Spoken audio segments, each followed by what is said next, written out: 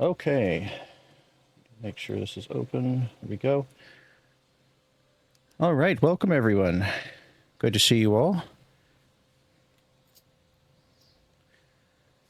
Okay, so the way we do our assemblies, if you're new, is that we have three phases. We'll be discussing a number of announcements and some fun stuff today, as well as doing some raffles. Got some great stuff in the Azure prize pool. In between the announcement phases, we'll announce the raffles. Raffles are entered via in-game text, Twitch chat, or here in the Grand Assembly chat. When we do the raffles, we'll ask for 3-digit numbers or a /random in-game. So stay tuned for those. Some cool stuff here in the prize pool. So we've got a lot of stuff to go over and talk about today. It's going to be a great assembly. We'll try to move through these topics rather quickly since we have a lot. We also have a Q&A at the end. That's what our little podium is set up for in-game if you're with us here in-game. And if you're watching via Twitch, or if you are wanting to use Grand Assembly chat to type out any sort of question, proposal, idea, anything like that you'd like to put forward for the assembly, feel free to leave it in chat. When we get closer to Q&A, I'll remind everybody. Okay, so welcome everybody and our new faces here joining us here in Azure. It's joined us since our last assembly. It's awesome to see you guys. So right now, just addressing activity in general, we have seen it skyrocket. We are seeing a lot of people online, a lot of new faces, a lot of people returning. A lot of folks are getting excited for upcoming content, especially Final Fantasy XIV Fan Festival next month. We've got Azure Day Weekend here next week. We're going to talk a little bit about that in a minute. And then, of course, there is patch 7.5 on the way for Final Fantasy XIV, which is very exciting. We have also seen other faces hopping over to our wings in different wing guilds. There are other guilds in other games. We call them Azure Wings.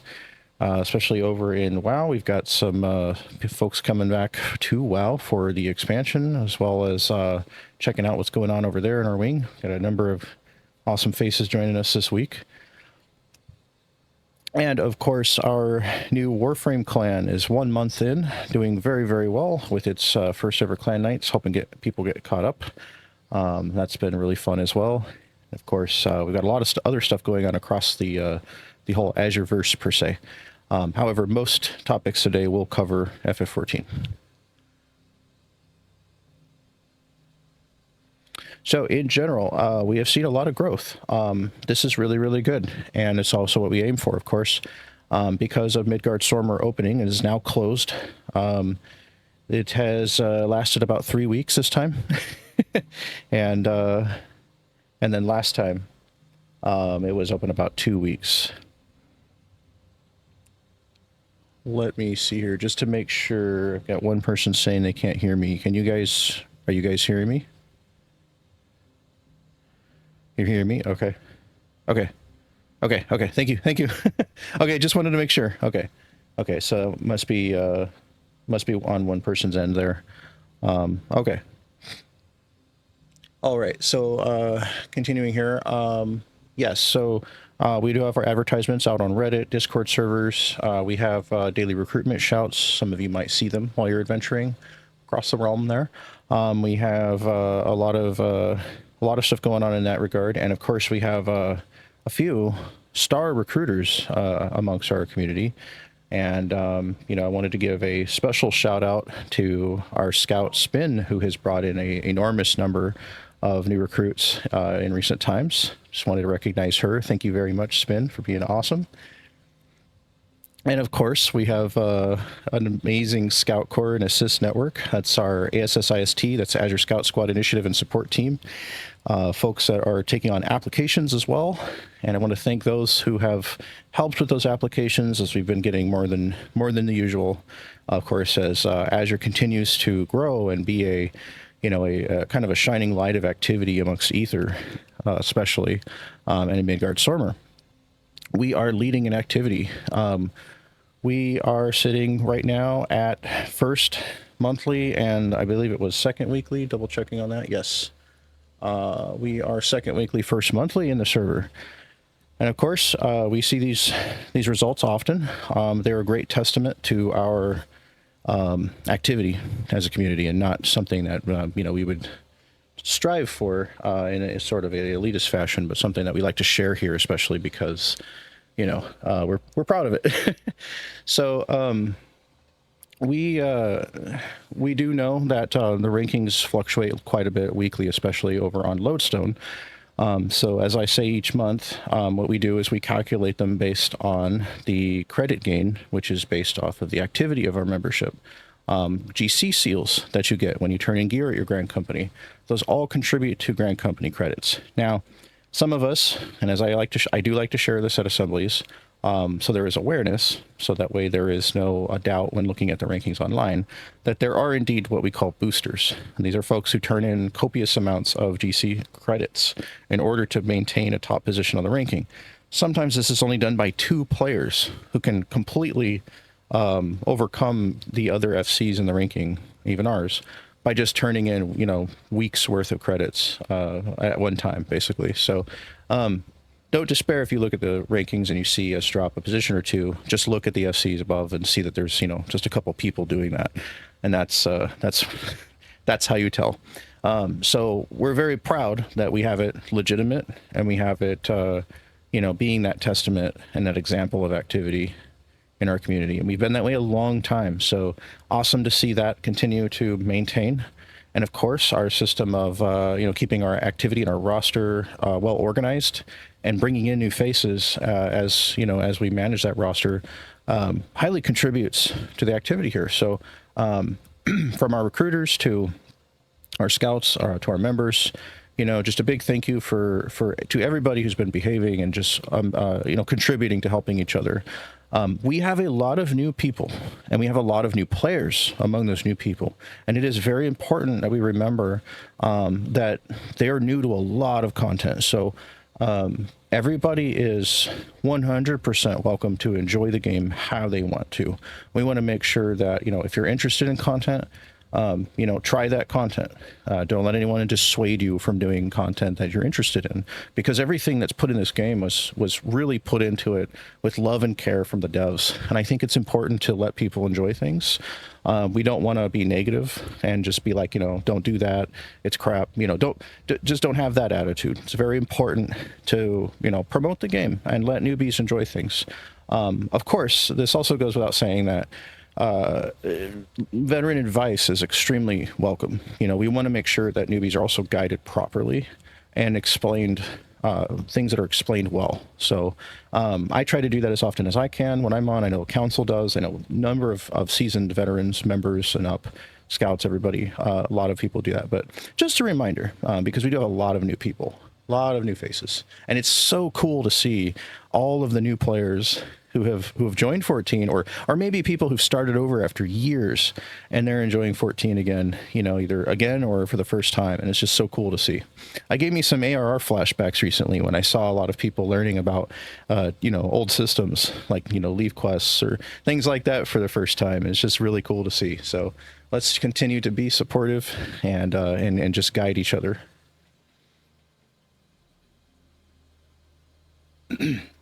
One other thing I did want to touch base on as well as just a reminder that we do have a VC etiquette. And we did recently make a post in February about changing our policies on mature content. And so I'd like to remind everybody that we don't have a rule against language like cursing in VC, but we do have a rule against excessiveness. So, in the case that there is a problem, a warning will be sent.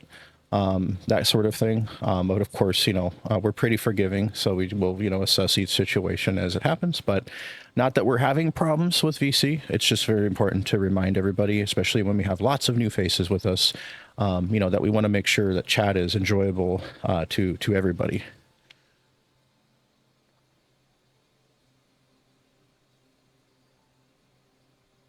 Okay, so per tradition, as we kick off these assemblies, right after our opening, we do like to recognize the new names that have joined us, and we do this by reading off all of the reports that were made for new recruit names, Every time a new recruit joins Azure, we record the name, date, any notes that might be helpful for the team. Like maybe we have someone who's hard of hearing, and it's good for us to know. That way, we can help them with a different variety of maybe text callouts or something like that. Maybe we have folks that are interested in certain content. It can help the team sort of target that content. Just like our event reports, we also have those to keep track of what's going on in the community, and other people who may not be on that day can also know what's happening in our events, how successful they were, or if there were any needs following or any issues. These are really, really helpful things that we keep track of every day. So with our recruitment reports, those are about 99% accurate. When I say that, I mean that, there might be a name that could have been missed. So if you were missed, this is an opportunity for you to let us know that someone didn't record your name when you joined. So I would like to read off the names of our new members. And this is community-wide. So this is across all Azure Infinitum games, guilds, and properties. Promise it won't take super long. But I want to recognize these names who've joined Azure Infinitum. So welcome new members. Welcome new members. We have King's Court, who joined us in Warframe. Dingle Pop Pingle, 14. Oleandra Hecate, I'm sorry if I mess it up. Tov Ath, Sanctified Nomad. Frost Fox, Zetsume Kuragane. Dark Dragon. Lorena Ziame, or Shame, apologies if I mess it up. Azuris Fullbuster has returned. Carmina Zed. Skinmion Dibblefur. Lisa Wolfbane, welcome back to Azure. Lockwolf, Fran Elentari, over in Warframe. Iceman X, that's Ronan, that's our lieutenant, joined us over in Warframe.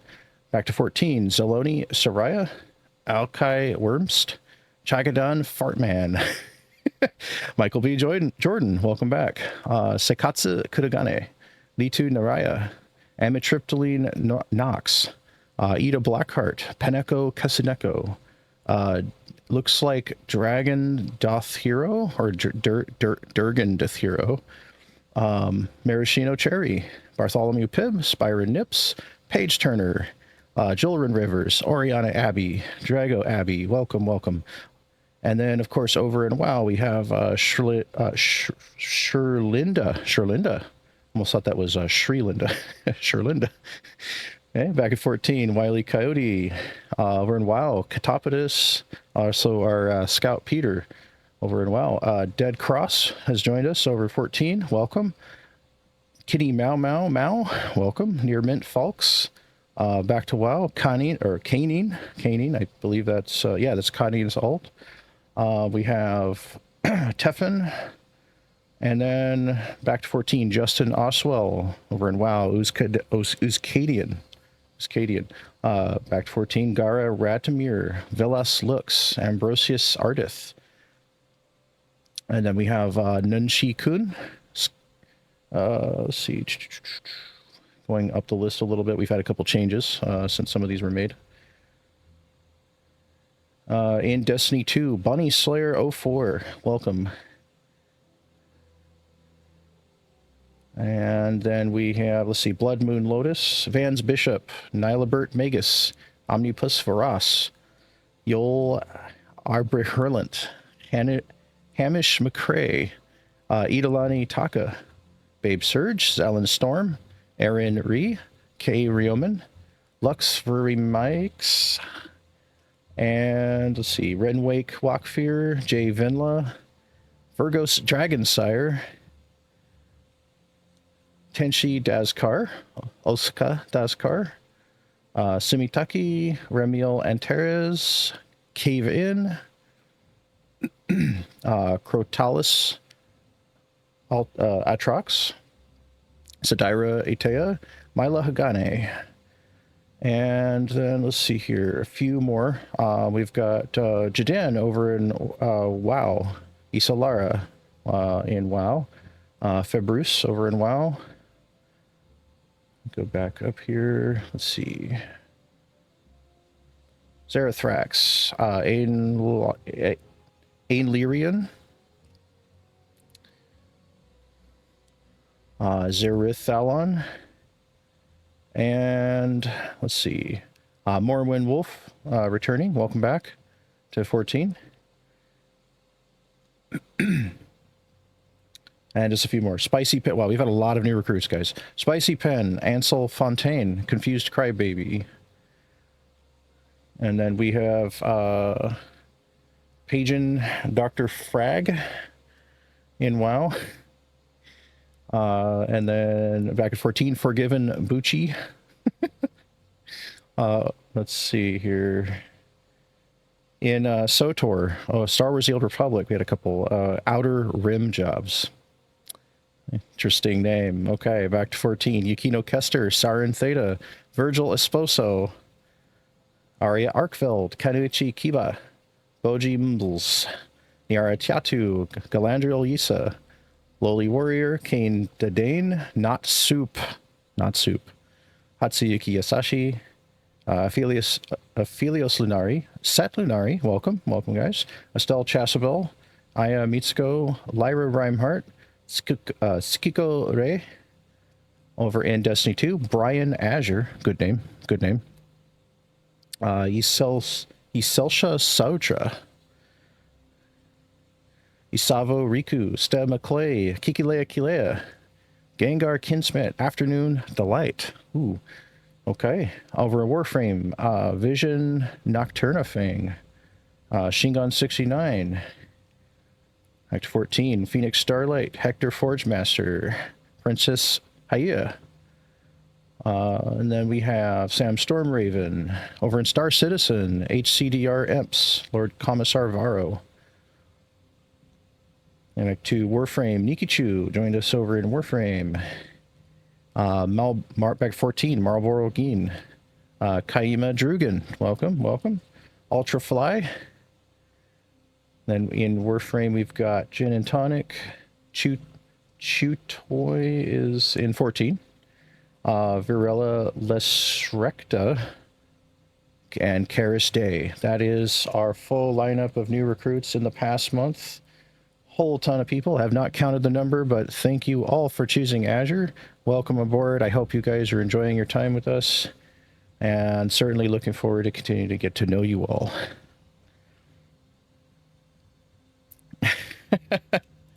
Just looking at chat there. All right. Welcome everybody. All right. Okay, and requests to speak, those will be granted when we get to our Q&A here. We're going to be going through our announcement phases here, and then continuing on to Q&A. And then that'll be our open forum segment. Okay, so again, welcome. That is since our last assembly. That wasn't too long ago. 4 weeks. 4 weeks, guys. That's a lot of names in 4 weeks. So moving on to our inactivity policy. So this is something that does not get changed very often, but it's very important to know about. Our inactivity policy is what helps us continue to make space in our roster while continuing to fill those spaces with active members. Of course, if someone is inactive and they get removed for it, they're welcome back. We have a 3-join policy.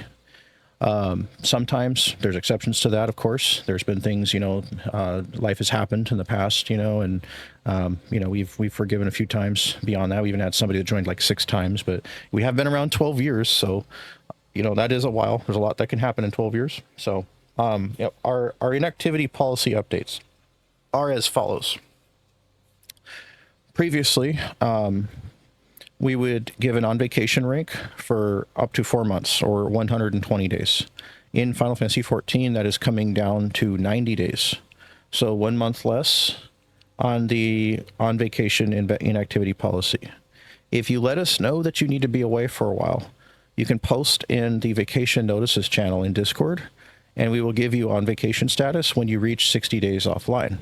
If you're only going to be away for a week and you want us to know anyway, you can still post down there. That's fine. But if if you're afraid you're going to get removed for a few days of being away, there's no need to post in the inactivity or vacation notices channel. Sorry, in the vacation notices channel. So, please let us know if you need to be in on vacation rank. We give up to 3 months for that. The extended leave rank, which is the long vacation. We felt a long time ago that it was a bit helpful to have two different ones, one that's for a longer term thing and one that is for a shorter term vacation. So for the longer term vacations, previously those were 180 days offline before removal. Those have been moved down to 120 days offline. So the extended leave long vacation rank is taking the place of the old normal vacation rank. The old normal vacation rank is being shortened by 30 days. This will help us make room in our roster now that we are sitting very close to the FC cap, which is 512, and we'll be able to make room as the inactives are removed. Now, of course, there are actually alts of leadership in this game that number more than what we allow for members, and they're only there just kind of for the convenience. So those can also be removed. Don't worry about that. But if we have a little bit of space getting made from the inactivity policy, being put into effect, and also some, leader alts, specifically mine, I have a few of them, that'll also make room. And of course, this is a normal thing over time. There's always folks that, might be brand new. Maybe the game wasn't for them, or they came in during the transfer and they haven't been able to play, or they're going to another game for like a year, and then they'll be removed. Legacy member rank is a special rank that is for the members. So it's kind of like a senior rank for folks that have not left Azure and remained active for a 2-year period, and they have a longer inactivity timeout. That currently will remain the same. Unless it's absolutely needed. If we get to the point where where nobody has been out for longer than like 60 days, and application box is filling up, then we might lower the legacy member, which is currently at 2 years offline removal. We may remove that, but other than that, nothing else is changing. So again, just to reiterate, 60 days offline without a notice equals removal, equals discharge. May return anytime, up to 3 times total joins. The on vacation rank is a 90-day discharge. If no communication and you don't need a longer vacation, maybe you need 1 more month, then you ask for extended leave. Extended leave is 120 days. So that's the difference between 2 months kick with no notice, 3 months kick with on vacation, and then 4 months of vacation if absolutely necessary. And if you have to be removed because maybe, there's a year-long military deployment or a natural disaster hit and you have no idea when you're going to be able to come back, things like that, just let us know. You don't even have to leave the Discord. Everybody's welcome in Discord, even people that have left the community. Our Discord is a community-wide global network. It's not just for 14. So that helps if someone has been removed and they stay in the Discord. They can easily let us know when they went back in. So I just wanted to reiterate those things and make sure that was stressed, that has changed now that we have gotten so high in activity. Which is amazing to see, 50, 60 people on at one time, sometimes 70 or 80 in the prime times. It's been absolutely phenomenal. We love seeing it. This is what we've been used to in the past.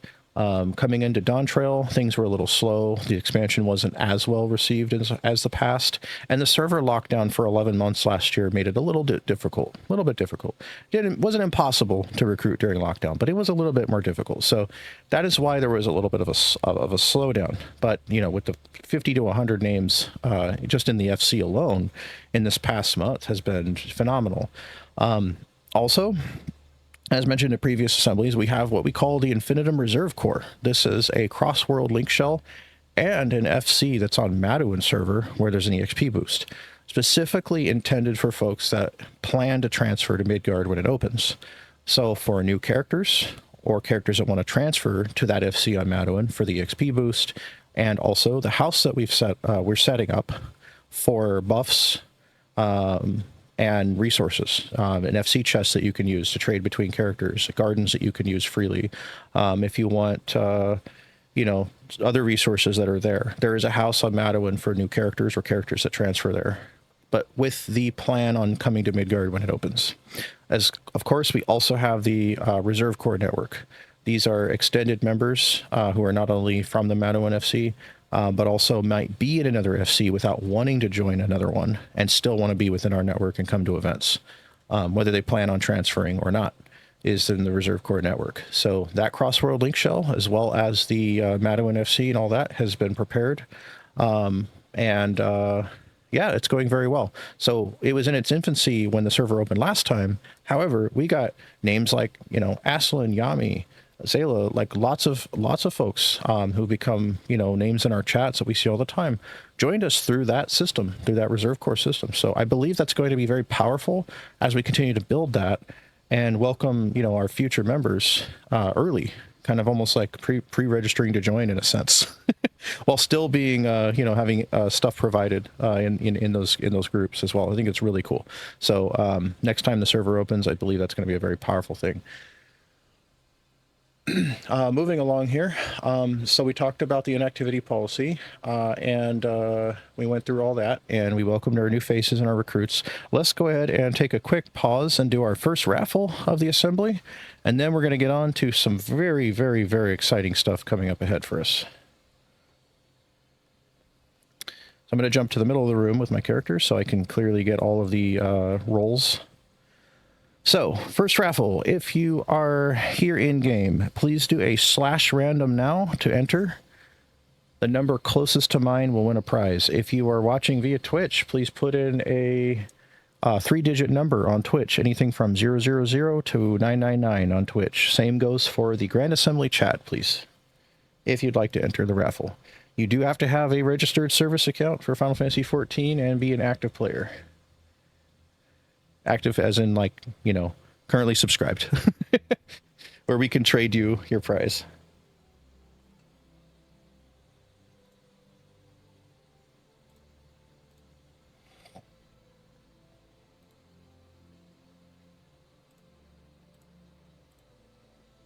All right, we got numbers coming in across the board here. I'm going to expand it on the screen here in 14. So in just a moment, I will /random, and the one closest to mine will win a prize.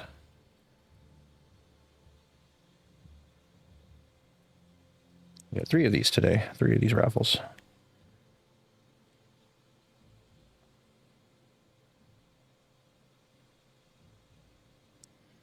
Ooh, a 777. Look at that.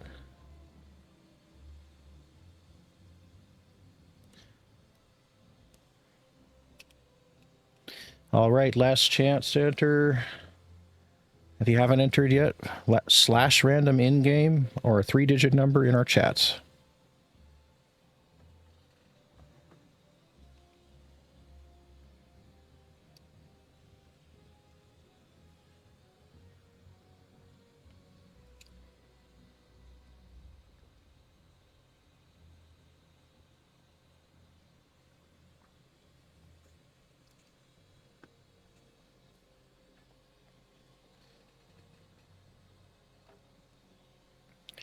All right, guys, let's see what we got here. I am going to random roll here in game. That's going to give me the number. The number closest to mine is going to win. So let's see.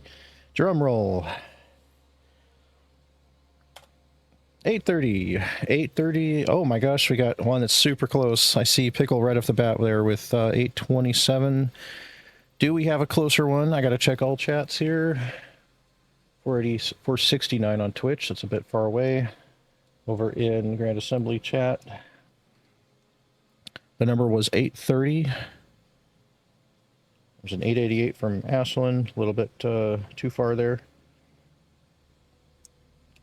Looking for other 800s.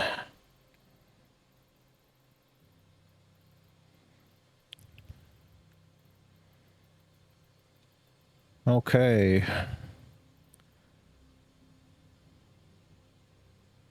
All right, Pickle is 3 away.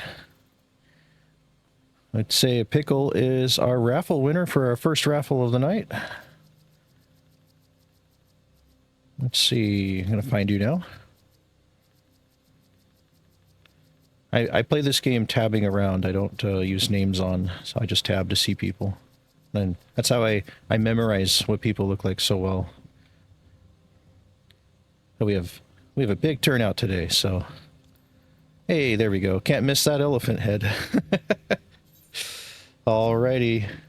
You have just won a Figmental Coffer. Valued between 1 and 2 million gil. Congratulations.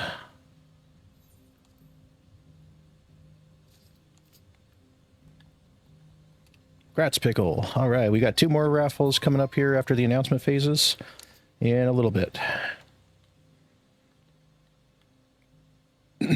Okay.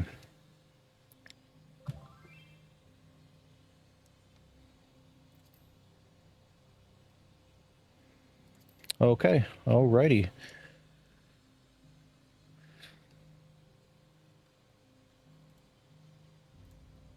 One second here.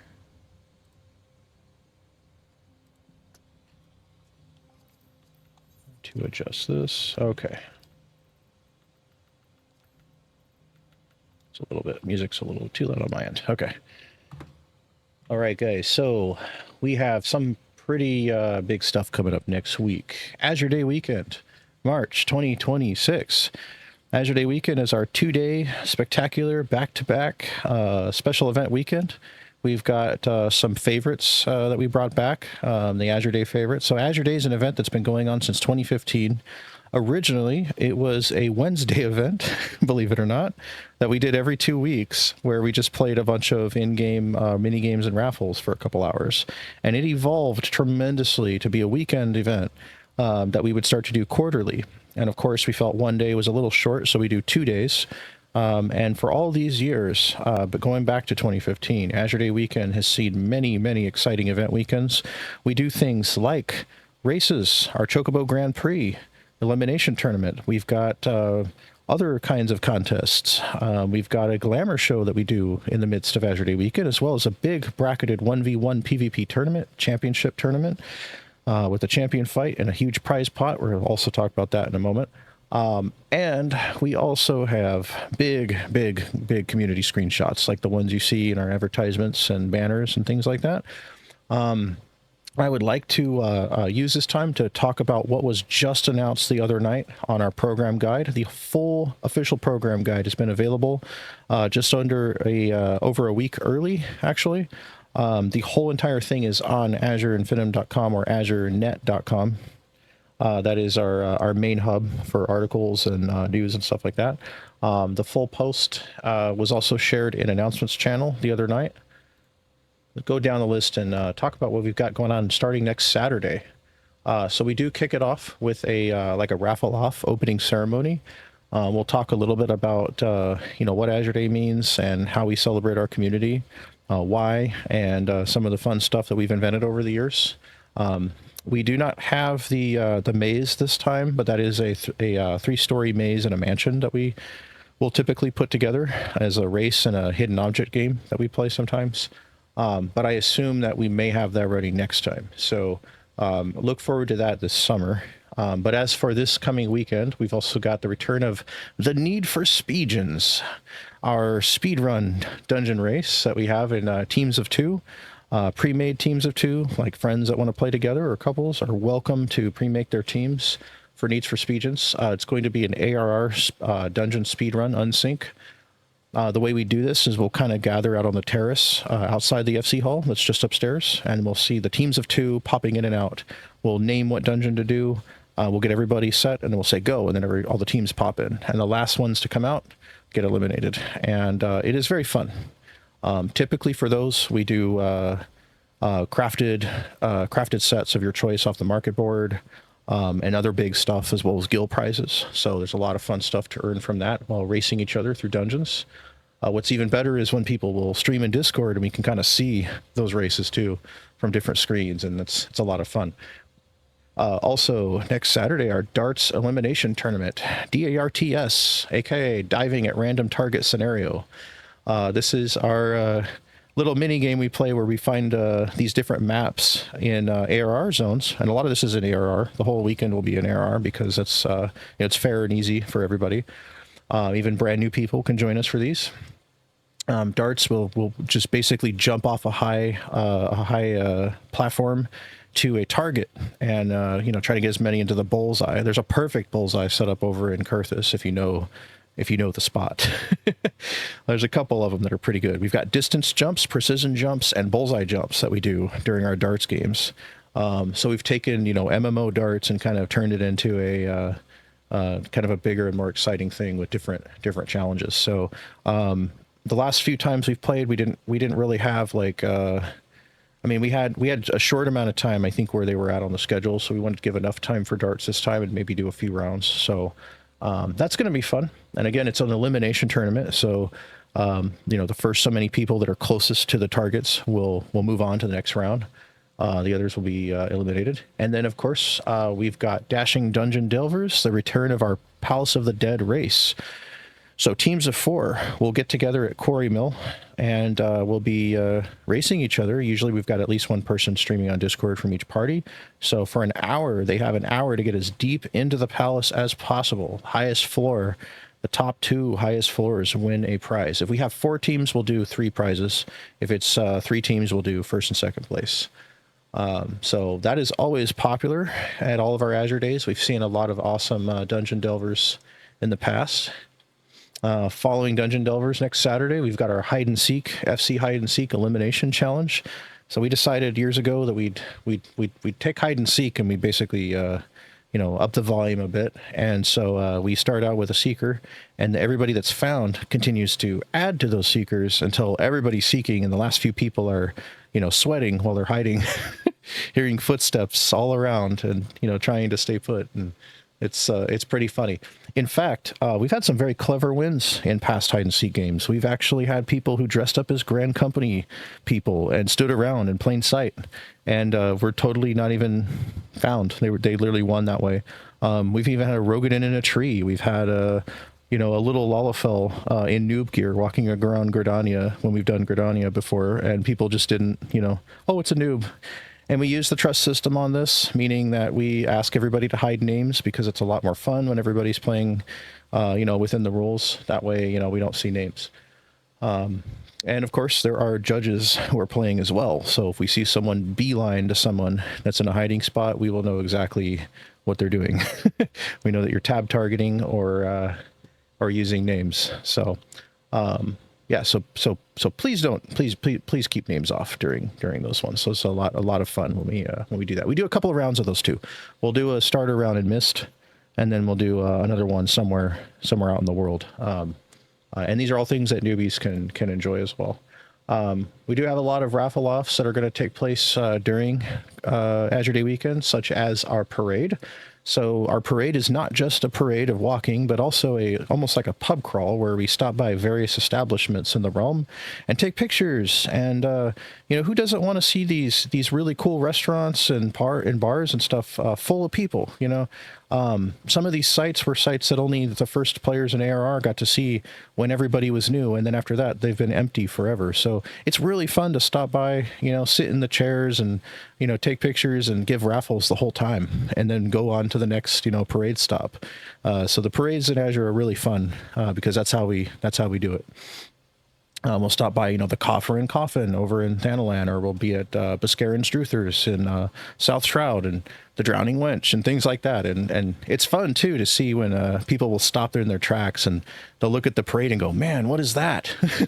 It's so cool to see a lot of people, walking together and, proud of their FC and wearing the colors, and you just see a sea of blue coming down the road, and it's exciting. It's very cool. And usually we get recruits that way, too, which is just an added bonus, not even something we're trying for. Like, we'll see FC tags fall off and become Azure, like just in sight of the parade itself. So it's a lot of fun to join those parades. So if you think it's just a boring parade, it's much more than that.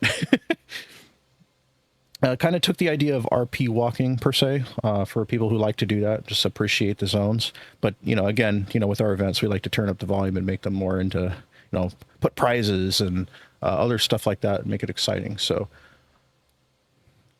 all right. So after that, we do have the return of the Azure Cup Chocobo race also next weekend. That is our Memorial Grand Prix in memory of Shells, or Shells Rocks, for those who may remember her. She used to pop into Discord a bit. Also known as Reika's senior advisor and my mother. In her memory, her favorite event of Azure Day weekend was the Chocobo race. So we have a Memorial Cup that we do.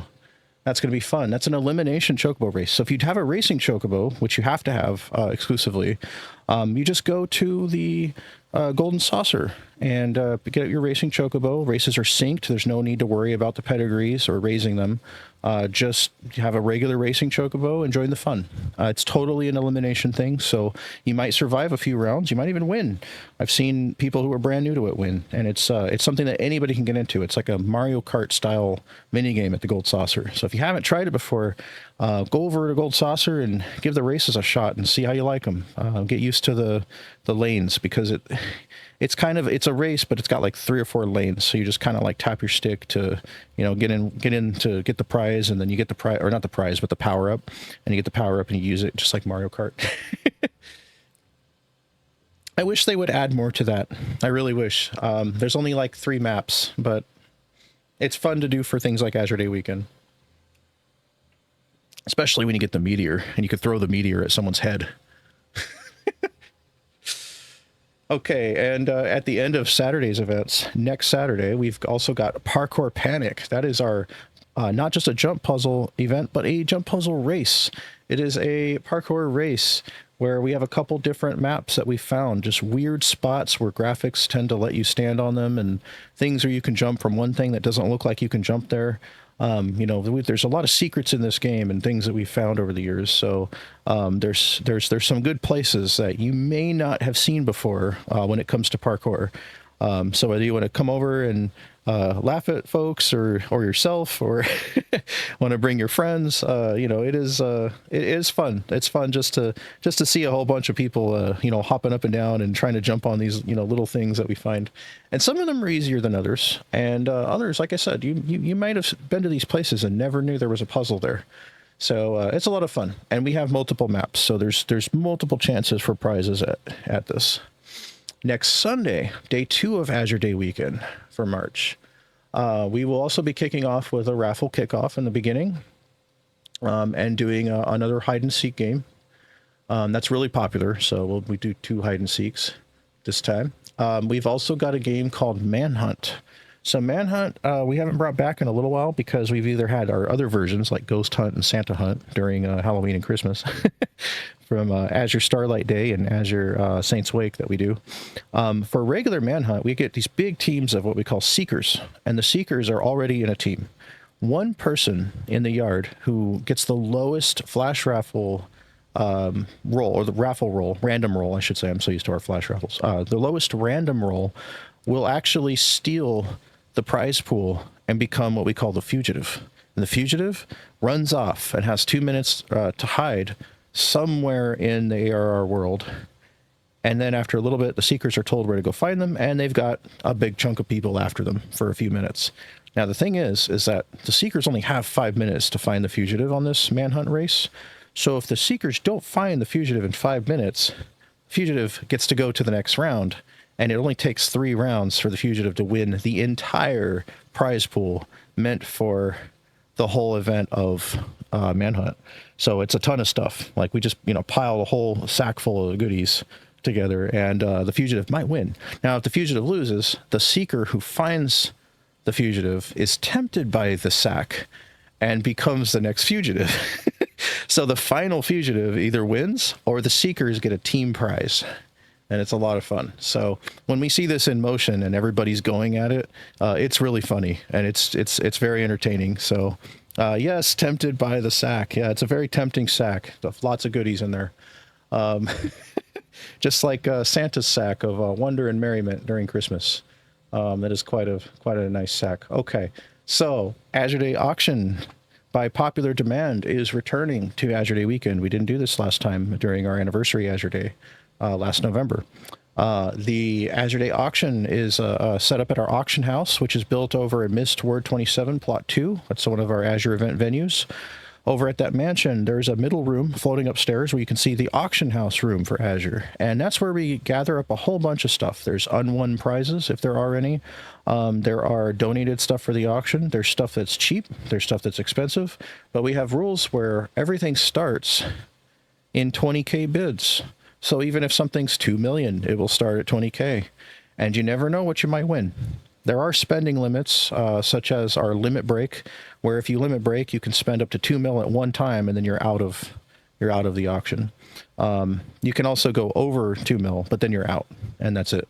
But everybody has a 2 mil spending limit, so that way, you know, there's a chance for everybody to win, even if you've got a smaller pocket. Some of these items at our auctions, they'll go for way under market board price. So it is a fun thing to check out. And you never know what's going to be there either. Also, during Azure Day weekend, Sunday, next week, well, okay, it's a new week technically, so Sunday the 29th, that is going to also have our Azure Beastmaster Glamour Contest live. That is the live portion of the Beastmaster contest we announced last month. That's been running all month. So far, we have not seen any group submissions in the submissions category in Discord for the Glamour Contest category that you see there. I'm assuming there's probably folks still working on that, or maybe, you know, there'll be some more submissions as we get closer. But we have, you know, I just wanted to reiterate the plan for that is that we have the live show, which is at, it's a live Glamour show at Azure Day weekend next Sunday, 29th. And that's going to be the singles competition. So for Beastmasters, future Beastmasters, if you want to get your Beastmaster glam on and come to the, you know, the live show, please come. And that'll be a singles competition. And if you've got group submissions, that's the screenshot contest that we've got going on for groups. So please submit before then, because that is when, yes, group submissions are 2+ people. 2+ people. So we need 2+ players, not just one person and one monster. We need 2 people for the group submissions. It is really cool to see your screenshots, even if it's just you. But the prizes are group prizes for the screenshot contest. The live show is singles. So the Beastmaster Glamour Contest live, that will be on Sunday, and that's Sunday the 29th. So we have a lot of prizes for this. We have millions of gil. Like, I think we afforded up to 100 million, just in case, you know, depending on how many people we have, you know, entered.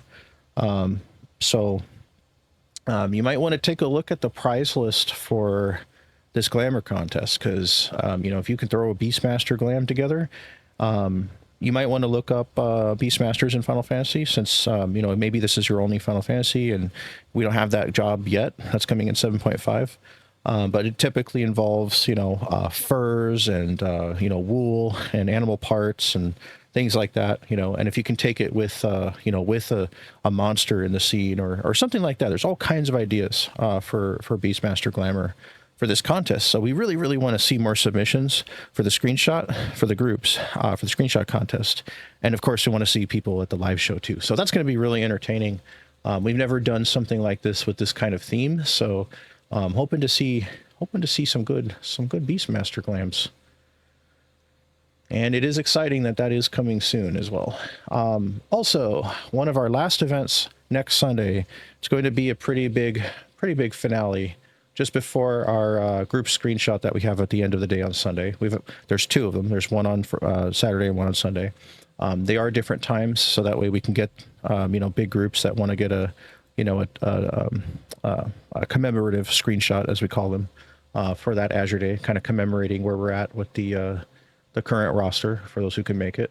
But before the end of Sunday, one big final event also takes place there right after the Glam contest. And that is, as I mentioned earlier, the Azure Grand Duel Tournament 30. So, like I said last month, this is the 30th iteration, the 30th 1v1 bracketed PvP tournament that we've done. And this takes place at the Wolf's Den Pier over at the Dueling Circle. And our champion, our current Infinitum champion, is Vidario Superstario Sanarmore. And he is 1 year into his reign as a champion. For the past several tournaments, he has gone undefeated. There's been a couple good solid finale fights. But Vidario is 1 year in. He's going for the record, which is held by ex-General Phelana Breeze. For 2 years was the previous record. So he's halfway through that, on his way to that record. Will someone stop him, or will he continue until the summer tournament? We shall see next Sunday. That's next Sunday at 6 p.m. Pacific, 8 p.m. Central, 9 p.m. Eastern. And this is a DPS and healer tournament. So no tanks. The full rules and lineup is on the site at azurenet.com's Azure Day Weekend post, which is right at the top of the site. This will also be shared in an announcement pretty soon that will just highlight the tournament itself. But all classes are permitted except for tanks. All limit breaks are okay except for Monk, Red Mage, and Reaper. For these 3 classes, limit breaks are allowed against those 3 classes. But there's a breakdown on the site of why that is. 1 elixir is permitted in the fight if you can get it off. It is a best of 3 for the matches. The finale for the finals is a best of 5. And whoever wins the tournament becomes what we call the tournament victor, gets the championship fight against Vidario, Superstario, Sanarmor. So that's going to be fun. It's going to be fun. He's been training. So, and if you come to our Super Azure Slayer Sunday events for PvP, you might get a chance to meet Vidario, who is a host of the event and does love to help teach PvP content. You can get to know the champ as well before the tournament. And we'll actually have one of those coming up tomorrow, is our next Super Azure Slayer Sunday. Yeah, a lot to look forward to. Also another thing too, as we mentioned last assembly, there's a bounty. There's a bounty on Vidario. So Vidario currently has a 20 million gil mount bounty in the that will be given to whoever, if somebody can beat him, it's a prize. And of course we have the prize pool, the normal prize pot, which begins at 5 million, which last time it started going way up before the tournament. So whatever the prize pot is, the victor will take that. And if you can beat Vidario, the bounty of that big mount, it's the Pilgrim's Protector's Horn. For those that have grinded a lot in Pilgrim's Traverse, the latest deep dungeon, it's a pain to get and it's very expensive. So that's a bounty that's been placed on Vid. So that's new. We haven't had a bounty before. So yeah, he's going to have some folks coming after him. So it's going to be a good tournament. If you're not super confident in PvP, this is synced. Gear does not matter, and it's all for fun. So typically, to make the tournament like really solid, we need a good amount of bodies. So even if you just want to come fight for the glory of Azure, and even if you're not super confident, it'd be awesome to still see your name in our tournament.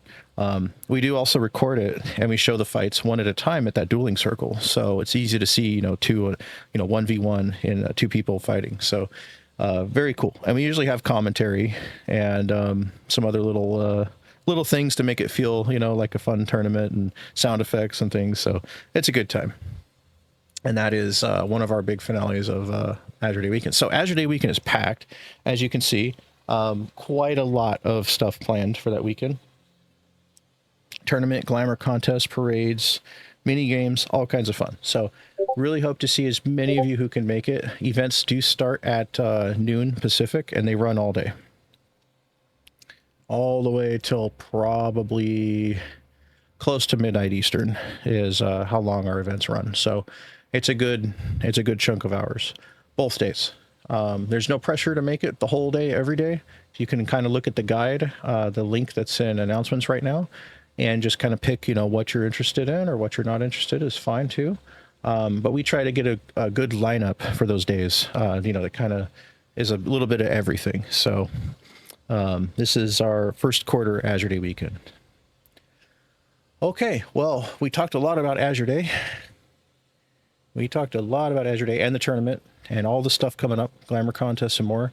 I know a lot of people are excited for FF14 7.5. 7.5 is on the way. So, what is Azure's plans for 7.5? You may be wondering. Obviously, for us, this means a lot. We've got people that watch the live streams and pay close attention to what's coming out, so that way we can assess, what we're going to do in our free company, right? So usually this affects events quite a bit. So what we do is we focus on the latest extreme trial fight for Monstrous Mondays, which means that Monstrous Mondays, as of April 28th, will begin running learning parties for NUO Extreme, which is EX7. Now, stay tuned because we might have hosts who, will request a week to learn the fight first. So, we might start it the following week. But as of right now, that's what we're planning on. So we'll see. We'll see how that goes. But just know that we are planning EX7 or NUO for Monstrous Mondays. So Doom Train will be retired at the end of next month. As far as our weekly learning for that, and then NUO will become the new norm for quite a while. Now, some people do know that ahead of time, there is a good chunk of time between the last patch and the expansion that's expected in December. We're going to find out for sure next month when to expect the new expansion. But looking at the pattern of things, like the patch release cycles and content and the things that, that's been on a pretty similar pattern since the beginning, we know that there can only be so long after 7.5 that it'll come out. And Yoshi commented on a Japanese Lodestone post saying that thing that comes after the Japanese FanFest, which is in November, and it's always at the end of the FanFest series, he said that thing that comes right after, which is normally FanFest, normally the expansion, my bad, normally the expansion, he said that thing will come right after. He said you won't have to you don't have to wait very long. So December or January, my friends, is 8.0, and I'm pretty sure it's going to be December. If it's January, well, great. We got a couple extra weeks, but I think it's going to be December. They are talking about Northhorn, which is the next Occult Crescent area, EX7, and a number of other things. They're expecting to kind of last everybody, along with Beastmaster, that 6-month span. So we do know that 7.5 is going to be dribbled out into kind of like 3 or 4 pieces. As that comes out, we're going to get a little bit, we're going to get a drop of this and a drop of that and a drop of this until eventually it's just a long wait. And it'll probably be a good, 4 or 5 month wait then between the last drop and the expansion. So this is what the rest of the year really looks like. And we do have this reflected on the year roadmap for Azure that was shown a couple of posts up and announcements. You can kind of get an idea what our year looks like. Of course, I need to fill in some more things on that now that new things have been released. But back to events and how 7.5 will affect our event schedule is Azure Arcadian Tuesdays will be retired as of April 28th for sure, because that's day 1 of the patch. We're expecting Azure 24-Man Tuesdays to return with the launch of Windurst, the third walk. And so we're going to be back to running the trilogy. Every expansion period, we run a trilogy of 24-man raids together on Tuesdays to get all 3 coins needed to upgrade.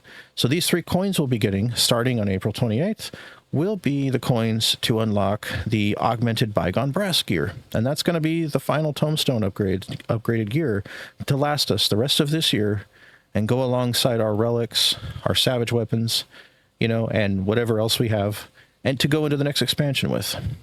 So that's Azure 24-Man Tuesdays, returning, hopefully, unless they throw us a curveball and they don't do Vana'diel at first, which they usually do at the start of new patches. They usually do the 24-man. Then that will be the Vana'diel trilogy on Tuesdays in the place of Arcadian. And the way we group for that as an alliance raid, for those that haven't seen before or might not have been here when we did it last, that is done with Party Finder. And we do a password so that just FC people can get in. And of course, we'll open that up to Infinitum Reserve Corps, our cross-world link shell for future members. And then we'll go from there. If we have to PF a couple people, so be it. But usually, we're pretty good at seeing the whole alliance full. And in the past, when we were at this level of activity, we saw 2 alliances in Party Finder full. So I'm not sure exactly what to expect, but I think we have the firepower to get everybody in who wants to do that. So it's going to be very, very fun. And it's exciting to have a whole 24-man be just Azure. Of course, loot rules are need for upgrade, greed for glamour. So we want to make sure that everybody, because it's going to be new loot. It's going to be new exciting glamours from Final Fantasy XI, as well as a higher item level. So that's going to be exciting. So very exciting. So that's an update to Monstrous Mondays with the NOO fight and the Azure 24-Man Tuesdays doing Vana'diel trilogy at the end of next month. Now, another thing is that we're going to have updated rewards for Wondrous Tales and maps. So that's also something to look forward. Even though we're not getting a new map for map nights, for Treasure Thursdays and Friday Night Treasure Fights, there will be some kind of new, item or glamour. They do this every patch, so that's another update. That's nice to think about. The other events in our schedule will not be changed during 7.5. They will run all the way till the next expansion. Usually prior to expansion, and we can probably expect this in early December, is that some of our events, or most of them, will actually go on a hiatus for a couple weeks just before the expansion.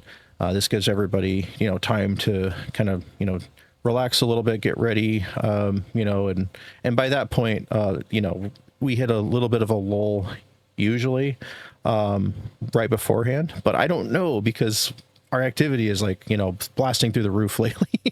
And the last couple of times we've been at this level, it was like, lol, what lol? That's kind of how it went for us. So very excited to see how it goes this time, especially if we maintain this all year. And I'm pretty sure it's going to be easy starting off, going into summer with a full roster and just more and more people coming all the time. It's just amazing. Activity is awesome. And this gives us the strength that we need to do these big events and the numbers, to help fill them, which is amazing. So nothing else will be changed, but those are exciting. However, when Northhorn comes back, comes out, and Occult Crescent comes back for us, we do want to bring back our Friday Occult Crescent, or Crescent Crusade, as we call it. So if you choose the Crescent Crusader role in Role Select, you'll get notified when there's an update for Azure's Crescent Crusade event.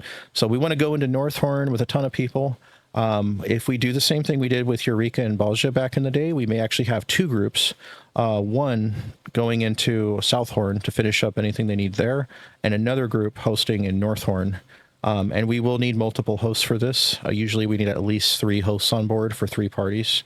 It's usually 3 parties minimum when we first start these things, because field ops are really popular. Although Occult Crescent did not last as long in hype as Eureka and Balja did for us. Those lasted like 14 or 16 months straight, because they constantly had new zones or new things to do in them. We'll still, we're going to try to make it count. We also do know that there is an extreme and a normal version of Forked Tower that's coming. So that might even open up opportunities for us as an FC as well. And I know there's people excited to do that. And if we can make it happen, we'll try to make it happen. But there's a lot coming up this year, and we want to make sure that we, do as much of it for our community as we can, and in the most organized fashion possible.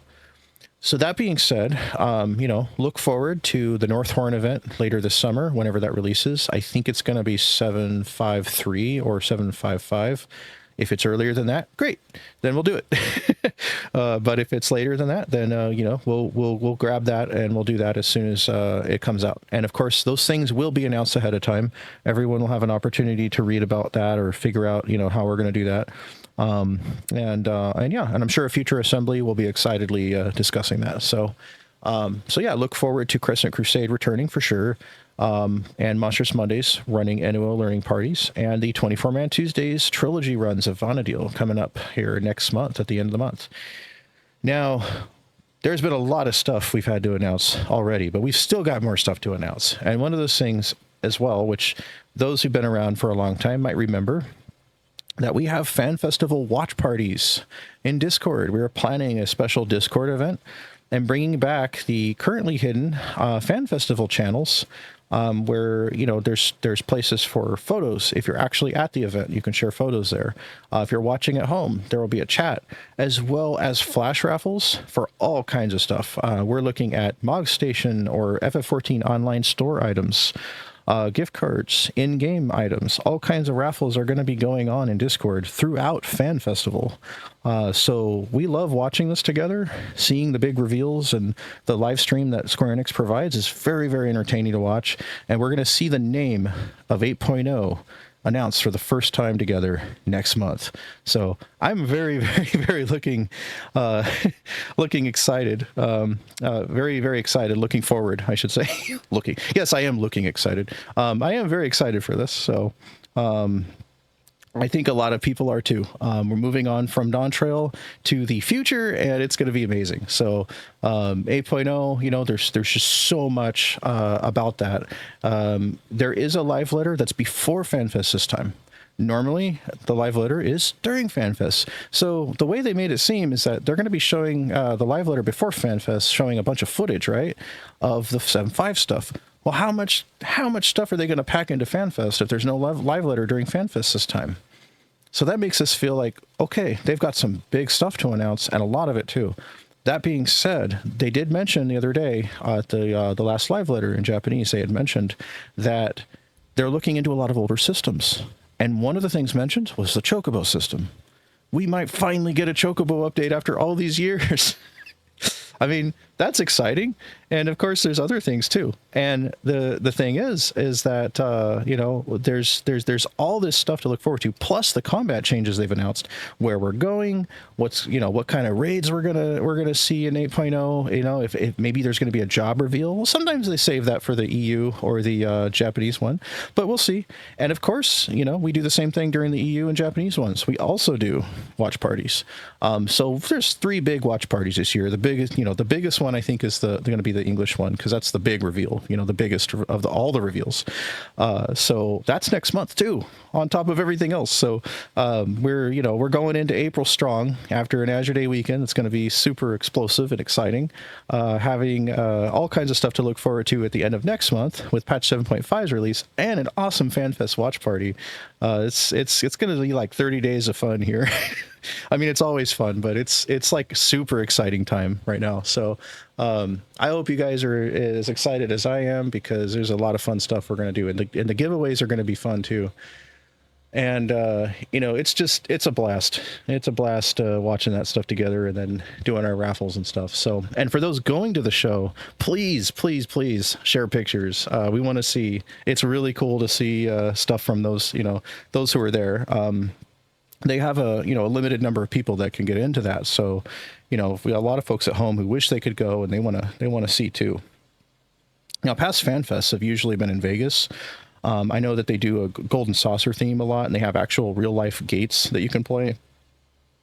And they have a little quest log that you get at FanFest, and you can complete quests and everything. It's pretty elaborate. Sometimes the EU, the Japanese one, and the NA one will trade, depending on like which one it is. Might have more mini games and stuff, you know, than others. But there's usually, you know, a good amount of that stuff at the show too. So if you are going to FanFest and you are thinking about meeting up and hosting a Azure meetup, please feel free to post in the FanFest channels. We're going to put those up at the start of the month. So they'll be up month long, and you know, there can be a little LFG for that too, because we have had many FanFest meetups in the past. Some of them were you know, bigger, some of them were smaller, and the times that we've been able to actually, you know, get our members, you know, to hold Azure Crests, you know, with Yoshi P and stuff like that has just been really cool. So there's a lot we can do with that too. So I will be here at home hosting the watch party. So that's what I'm going to be doing. So, but yeah, Fan Festival channels will be there starting at the beginning of the month. Okay, we have talked a lot about Azure Day, Fan Festival, upcoming patch 7.5 content, and you know, there's just so much to look forward to. Let's take a quick break before we get to our final announcement phase and do our next raffle. So next big raffle. Once again, if you would like to enter a 3-digit number on our Twitch Grand Assembly chat, or put a /random in the channel. Roll closest to mine will win a prize.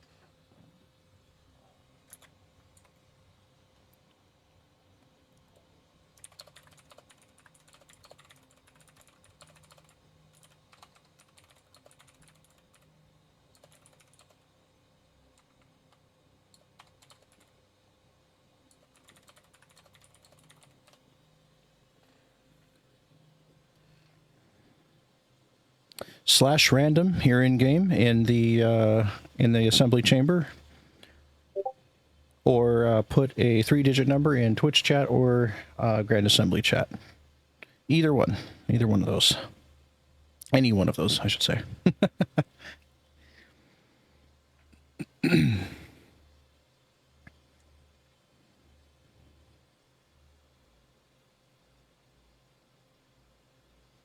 Yeah, for those commenting in chats about me being a radio host, I'm not a radio host, but I've done podcasts and public speaking for years. 17 years in the event expo industry here in Cali. I've done a lot of opening ceremonies and stuff for guests of honor at our conventions and things like that. And had a little spurt in games journalism as well. So I have done this a long time. I also have a professional audio setup here and everything. So thank you, though. I appreciate the the comments. Nightly Azure bedtime stories with Reika. Okay. Once upon a time, there was an Ashian named Emmett Selk. Oh no, we have newbies. Maybe I shouldn't talk about him yet.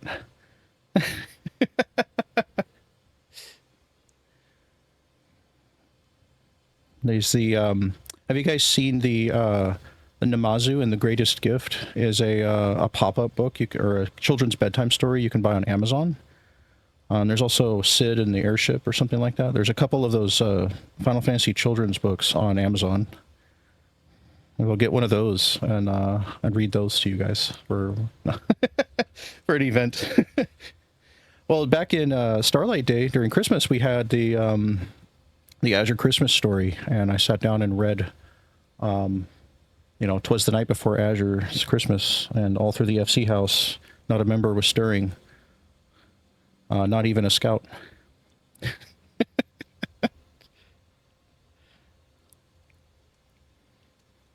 Okay, let's go ahead and do the last roll. Hey, maybe we will. Maybe we will do that again this year. We went all out, too, for Starlight Day. The entire house turned into a Christmas town on the inside. It was very cool. A lot of people really had fun there. Oh my gosh, it's 18. It is 18. Okay, so let's take a look at these rolls, eh? Okay, let's see.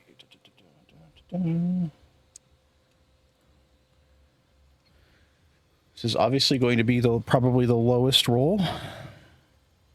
Scrolling up now, let's see, and we've got a 32.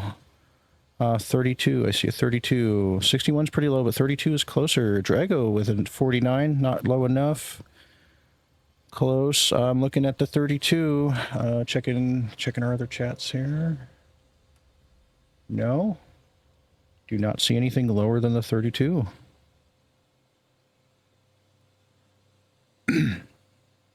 Okay.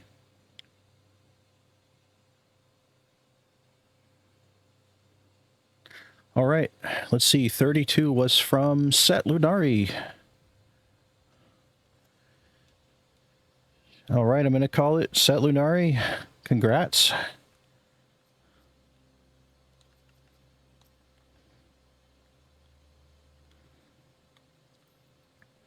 Our second prize for today was 1 million gil.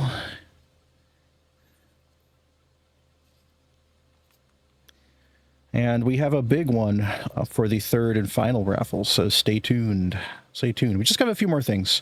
Third phase will not be as long as for phase 2, so a few more things that we've got to talk about here today.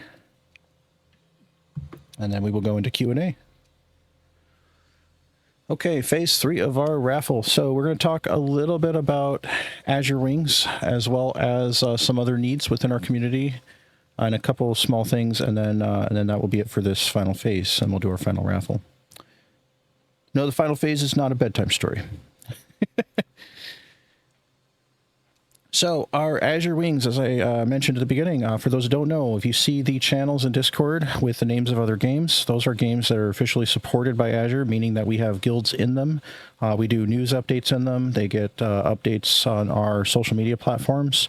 Azure social media platforms are found all across any popular social media site. There are pages, individuals on Facebook for each of the wings, including the Universal Azure page as well. We're also on Twitter, Blue Sky, Pinterest, Instagram, Threads. We have an Azure TikTok. That's a mixture of reels that are funny from our events as well as news and updates. We are also, what else have we found on? We do have the Azure Reddit as well, and our Steam group, of course, also available. The wings that we have currently, our Destiny 2 wing, the Azure Wardens, also received an inactivity update, which I actually forgot to mention earlier because I was so focused on 14. Those that have been in the Azure Wardens for a very long time, know that we've been kind of sitting between the 90 and 100 member, the 100 member cap actually, for a long time. So we want to make sure there's room for new wardens. So those that are over 6 months offline, we're going to go ahead and remove as needed when space is needed. Of course, I'll be keeping a couple spaces open, so maybe sit around the 97, 98 member range. And those that want to join us in Destiny, feel free to apply anytime at our clan page, which is pinned in the Destiny 2 chat. Our goals currently are to continue the weekly farms that we've had going on for a while now. With the current state of the game, one of the best things we can do as a clan is pay attention to the accelerators that come up each week, which are like bonuses. Some weeks, heavy weapons get a bonus. Other weeks, it's bonus drops for doing certain content. So we've been wanting to do that a lot as a clan. Some days we might have certain experts join who can take us through certain exotic missions and explain them really well, and that's really nice too. There are folks that may have not gotten certain exotic weapons. These are kind of like relics for Destiny, for those who don't know, and they're great when they're fully filled out with their what's called the intrinsic traits. So we did a run recently where we went through the Heliostat exotic mission, got a handful of Wolfsbane axes for people. It was super cool. It's technically a sword, but it looks like an axe, and got those intrinsics too for some members, and that was a lot of fun. But we basically been going through the arena ops, Crucible ops for the weekly Crucible emblem for the clan, and the stuff that we get that's weekly will show up at the clan vendor. That means any Azure Warden can go to the clan vendor at the tower and get bonuses from the stuff that we're doing at events, even if you're not at those events. So that's great for all the members of the Azure Wardens clan. Coming up soon, because the season has been extended, we actually have Iron Banner and Guardian Games events coming up. So I don't know just yet what Guardian Games will entail this year. Usually it's pretty similar, but we'll see what that entails. That's a very fun, like, Olympics of Destiny type thing where the different classes actually compete. Excuse me, with scores posted at the tower. We might do some stuff like that together for the clan nights when we get closer. So that might be fun. Iron Banner is also very, very popular. They announced that those are going to come up to fill the gap for the season extension that just happened, since the season was actually supposed to end already and they delayed it. But they're filling it up with some other fun stuff to do. So as a clan, we'll be kind of targeting that stuff. Over in Warframe, as I said earlier, we are a month into our new Warframe clan. We actually just created an alliance. So what that means is that people who have a clan already that they love and they don't want to leave it to join Azure's can actually just join the Azure Alliance.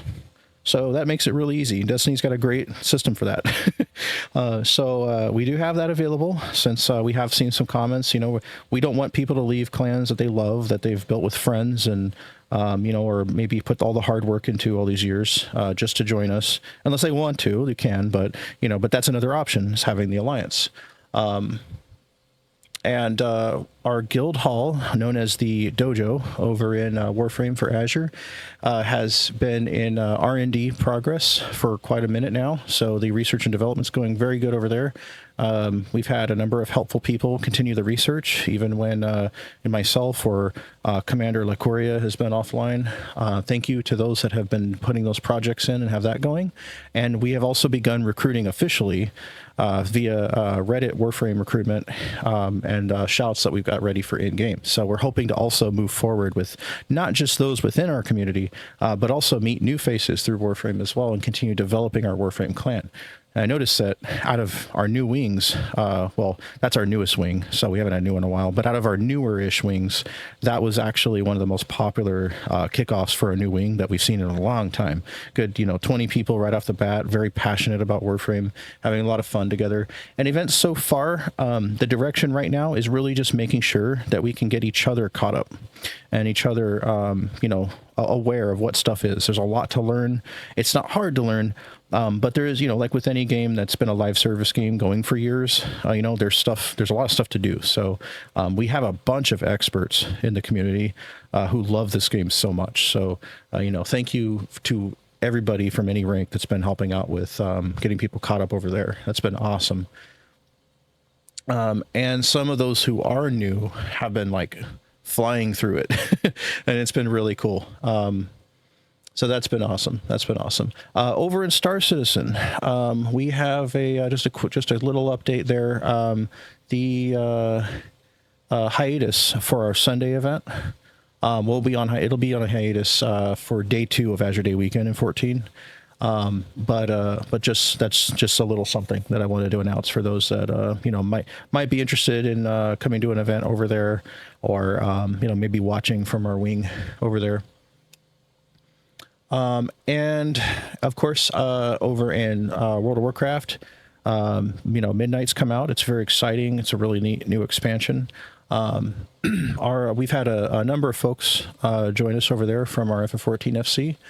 And, right now our plan is community building, because it is a wing that's smaller, but it's very viable for, development and creating an Azure-like, environment over in WoW. So before we can really, sure, we could try to organize raids and stuff like that. But the preference of most of those who've joined there wants to kind of get to know the game, reacclimate to the game, because there's a lot of returners who went back to trying WoW again. We've still got some folks leveling up and stuff like that. So kind of the way we do it in 14 is it's up to our members to kind of LFG these things. And if something sticks to the wall and we know that it's going to work, and we're like, okay, this person's successfully put together a weekly event that seems to be popular, then we'll take a look at that, and we can develop on that and make it official. Make a bot shout out and a poster for it and a listing and an announcement. These are how events come together. They don't come together overnight by just deciding they're going to happen and then just having a short chat message that gets buried. Hey, we're doing this on Saturday, and then it's buried. We don't do it that way. We want to make sure things are organized and official, and well announced and put together before we put them in the rotation of our events. WoW has evolved in different ways over the years. We are on Moonguard server, though it doesn't matter what server you're on anymore to join it. Anybody can join from any server, and any faction can join as well, which is actually really neat. So, we may be a little bit more on the RP side of things in WoW, with people that like to enjoy the world and kind of play more casually. But that doesn't mean that we can't use, folks that also want to help us put some kind of raiding event together as we go here. And the biggest thing is that we don't want to be in a rush. We do not want to be in a rush with that. Yes, answering a question in chat, we do have a guild over in Warframe. Absolutely. We were just talking about that a minute ago. Say the word if you want to join. And if you already have a clan you like, you can also join the alliance.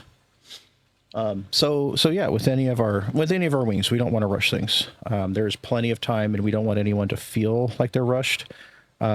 Just like with any Azure property, this isn't a place where we're like, oh, you've got to be this gear, this fast, or you've got to have this right now. No, play at your own pace, enjoy the game. This is a game. They're meant to be fun. No stress, no stress, because stress is what makes it not fun. So, I just wanted to reiterate that. Otherwise, I think, let's see, I don't really have any other updates for our wings, but they are all in a constant state of progression. So, we've got, a good 40 people, I think, to play in ESO off and on, Elder Scrolls. We have a PlayStation and a PC guild set up for that. Guild halls and some resources and things like that. Chests are a little bit, here and there. Whatever people donate is cool. But those are kind of early on and just sort of there. In games like that, as well as games like Guild Wars 2, you are able to have, I think up to 5 guilds or something. So it doesn't hurt to put Azure in your back pocket while it grows, and then, eventually we get more going on in those places. Everything's not going to be as developed as our amazing FC here, but we are trying, and they're all in a state of progress. Over in SOTOR, Star Wars: The Old Republic, there's a good 30, 40 of us over there. We do have an established guild hall on Alderaan. Don't worry, it's 3,000 years before the Death Star blows it up, so no worries on that. But we do also have the flagship, and we need more command encryptions. So if you're in our SOTOR wing and you're doing your weekly conquest, don't forget those command encryptions. We can use those as a guild to unlock the rest of our flagship. Other than that, community needs right now, besides our constant needs for hosts and scouts, we host our scout sergeants and up who jump in to help with events and helping with hosting and our whole protocol for how we group and things like that. We want to make sure that people are well aware of what can happen during an event, how to manage grouping. We have our famous 15-minute group and go, show up at the lawn, no signups type style of events. We always want to keep that format as much as possible. We want to make sure hosts are well informed and have a few successful events under their belt before they are quote unquote cleared to host without cancel supervision. So if you are interested in future event hosting or getting involved, in some way, or even just being a future backup host, we want to hear from you. It does start with becoming a scout, and it's not an overnight process. We want people to become scouts, spend a good, at least a month or so, getting familiar with things. And within that second month, if they want to help do more, they can. It is what you make of it. Scout is a first step up from member rank. It is not a authority or leadership position, but it is an optional role for those that want to help and assist the community, which is why the team is called Assist, ASSIST, Azure Scout Squad Initiative Support Team. And it is all kinds of things. Some decide to make their roles as scout recruiters. And just assist and chat when people ask for runs for things here and there. Some scouts will go all out and try to find needs and meet them. Some will just come to support events and add an extra body. That's all super helpful. And we have scout channels to help us all stay on that same page. So we're aware of what the needs are and who needs help, or somebody might put a comment in saying, hey, this member, is needing this, but I'm getting offline if anybody else can help them, and just all sorts of things like that.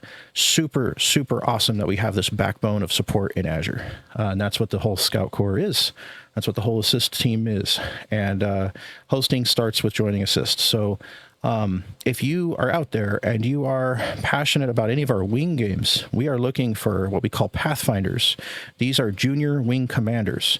Wing commanders are people who help spearhead these wings, these guilds, almost like being a guild master, but reporting to the council and working together closely on the development of events.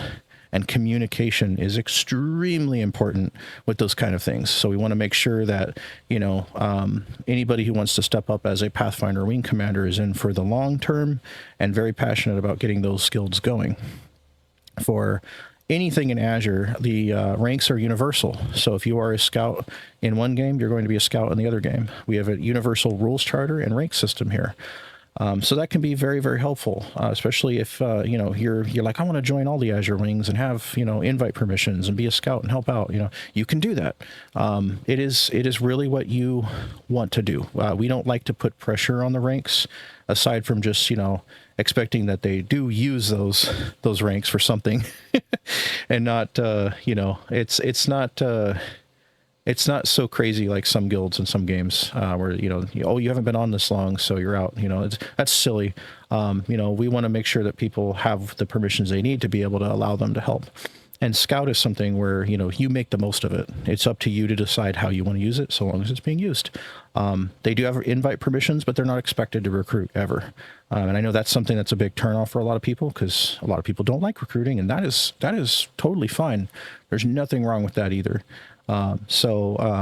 Just having the rank to be eyes and ears for the council and keep up with what is going on in Scout Chat, or what is going on in recruitment reports, and just being able to keep an, okay, this person joined today and they kind of need this, so I'll keep an eye on them and help them out. Or maybe, this is how that event went. Next week, I know a lot about that event, so, that content, so I'll go next week and help them out. There's so much data that can be obtained from our support network that when everybody's, working as a team, and as a team, you can imagine if every person did one nice thing for another member, with 40, 50 people on that team, how many awesome things are going to be happening all over the place every day in Azure. So it's a really awesome system. And, it's always there. If you step up to Scout and you're like, oh, I don't really want to do this, or I don't want to be connected to all this stuff, I just want to go back to member, that is always fine. There's no hard feelings there whatsoever. It's just that when people do step up and give it a shot, they often will see it's not as hard as what they thought it was, because it's really just doing what you're already doing while having access to those channels and staying helpful. And if you want to get involved in hosting or doing more, then you can, and that's what it's there for. So that's what Scout is. I just wanted to go over that. Every once in a while, we have folks that are new and what are all these ranks in Azure, And so we want to make sure we go through them and just be thorough and explain that, there's everything has a purpose. We're very organized. So, and that would be the assist spotlight that I wanted to talk about. As for our website and other things, the rules charter was updated in Chapter 7 about the inactivity. So, that's really the only change on the website and the only change in the rules charter. And the fact that Destiny 2 was added, Monster Hunter Wilds was also added, because that has capped as well. And so we want to make sure that there's a spot there in our Monster Hunter community for people that want to join. For those that don't know, our Monster Hunter weekly Huntathon event is on hiatus for our Azure Hunters clan until the expansion. And there is a Monster Hunter Wilds expansion coming, and that's going to be popular, and it's going to see the event return. So, if you want to get involved over there and start leveling up or replay the game, or, just want to be in the Azure clan for that, and especially when the time comes, hop in over there. I think right now we're at 49 out of 50 because I just made a room for somebody and they hadn't joined yet. So that might be something that I'm going to need to do, like Destiny, is make a few spots. I did add the activity policy for Monster Hunter Wilds, so that is going to be those that are 6 months and more are going to be removed, to make space as needed. And I might make like 4 or 5 slots at a time, since it's not joined as rapidly as our FC is joined. It's 1 or 2 every once in a while, but it's very close to the cap. So I imagine when that expansion comes out for Monster Hunter Wilds, that clan is going to light up with activities. So, and there's still people playing often. There's event quests and weekly things to do and seasonals and stuff like that over there all the time. So just wanted to give a statement on that. So it's not something right now that's viable for a weekly event, which is why it went on a hiatus. But again, it'll happen again. It will happen again.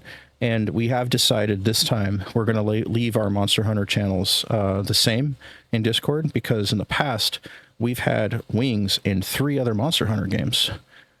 So, as they've gotten older, there was, interest in them finally, moved on to the next game. So obviously there's going to be more in the future. So, once Wild's expansion is out and over with over the next, year or 2 or whatever, we're going to leave those channels in Discord. It's also really nice too, because maybe there's an older game that you want to play. You want to go back to Rise, or you want to go back to Monster Hunter World and, team up with Azure friends who still play that. I know there's some very, very, very passionate Monster Hunter fans in our community who love going back to those older games and just, helping people blast through them. So, don't forget that it's not just all about Wilds. That channel is there for the series. And that, my friends, is, I believe, everything that I wanted to talk to you all about here at this Azure Grand Assembly and what the Council and I have prepared for you today. We have talked about all kinds of stuff: 7.5 plans, event changes, Azure Day weekend, our tournament, our Glamour contests, lots of stuff to expect this year, stuff going on with our wings. Azure is bursting with activity and super alive, probably more alive than ever before. This is the best era to be a part of our community, and we're going strong. So And I appreciate you guys for sitting through and all the way till now from the beginning for our announcements. We got one more raffle here. This is the big one. This is a big one, bigger than probably the last two assemblies combined. This is a big raffle. So I'm going to jump to the center here with Reka, and we're going to host that third raffle. Right after this raffle, we're done with announcements, but we welcome anybody that has any sort of like questions or proposals, comments, feedback for the council and I. Are welcome to share those things when we get to Q&A here in a moment.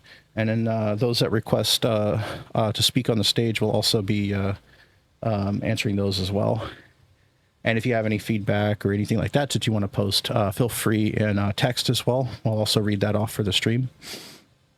And I know that not everybody, wants to share things publicly too. So if you have a question about something privately, go ahead and DM me.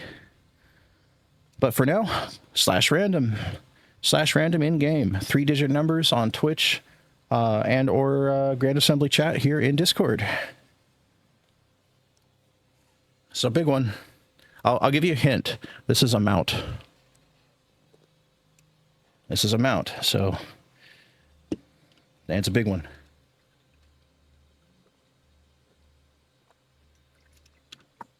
Or maybe it's short. It's short, but it's a big... It's a quote-unquote big one. I think there's definitely somebody out here who will be very happy to win one of these.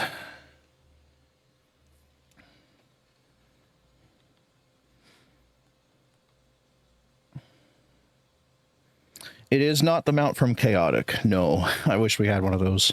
You know what's crazy is I saw one of those go on the market board for 3 mil one time, and I couldn't believe it. I was like, oh my gosh, 3 mil. That's cheap compared to what it costs today. I think it's like 60 mil or something. There was somebody who meant to post it for 30 back when they were meant for 30 mil.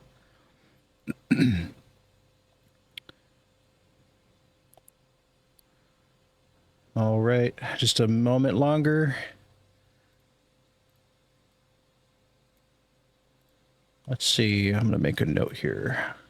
Crowd requests Reka bedtime stories. Okay.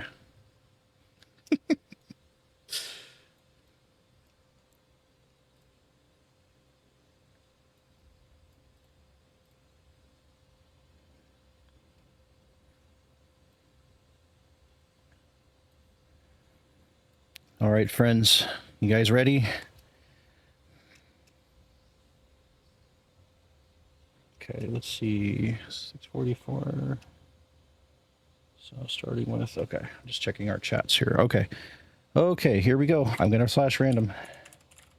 The number closest to mine will win the mount. Here we go. 3, 2, 1. 293 is our number. 293. 293. Let's see. We gotta look at all the chats here. So, one moment. There is a 257. Let's see, low 300s or high 200s. Taking a look here.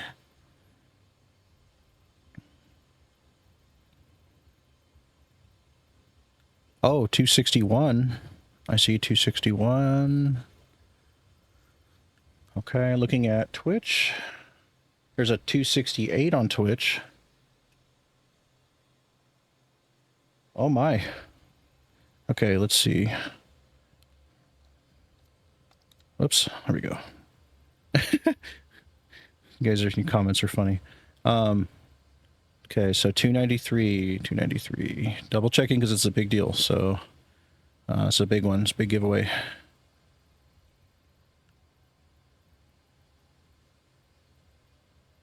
Oh, I see an 18. That's funny because I rolled 18 earlier. Okay. I think I'm just triple checking here. I think our 268 on Twitch might be the one.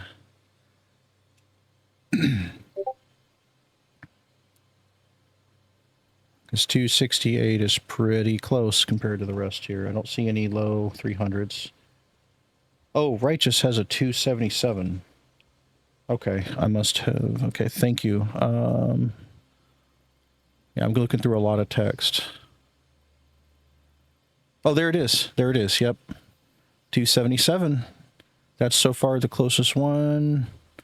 And I'm not seeing anything else on either chat. So 277 looks like righteous to me. All right, righteous. Congrats, my friend. Let me find you here. If you're present here, come up front so I can see you, because there's a lot of names here. Trying to find you. I mean, I know what you look like, but I'm still. Wait. Oh, I just saw you. Oh, that's you. Okay. Oh, look at that. You look like you're ready for Beastmaster. Love the wolf head there. Awesome. All right. And the grand prize is a Yanhorn. Congratulations.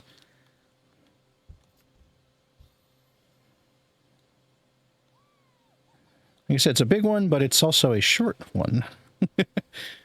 Enjoy your little yellow sheep from Final Fantasy IX. It's funny to think that, you know, those are like a grand prize of the current maps, but I've seen them my whole life because they were even around in the 90s in FF9, along with the Gimme Cats. Pretty cool. Pretty cool. Love how they reference old stuff and include it in the lore and everything. It's amazing. Okay, my friends, we are done with announcements. We have a Q&A segment here.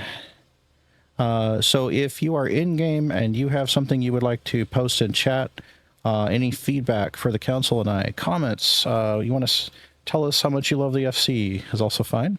Ideas for things. If you've got a not Grand Assembly, an Eternal Bond, if you have an Eternal Bond, or a static, anything like that. You know, maybe you're going to post something in LFG channel that you want to highlight for all of us to know about. Please line up at the center podium.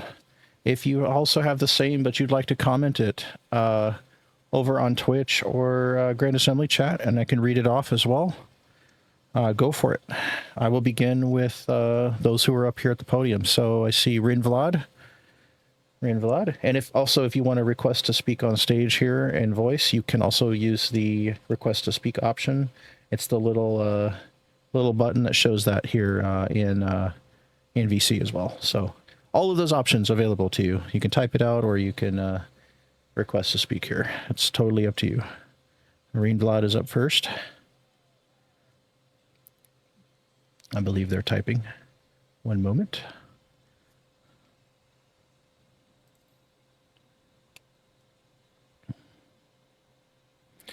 Second time Sprout, inviting all Sprouts to join me on Sunday afternoons for synced extreme runs.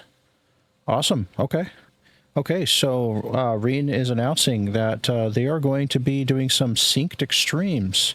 So that's exciting for people who want to see the extreme fights with their original mechanics.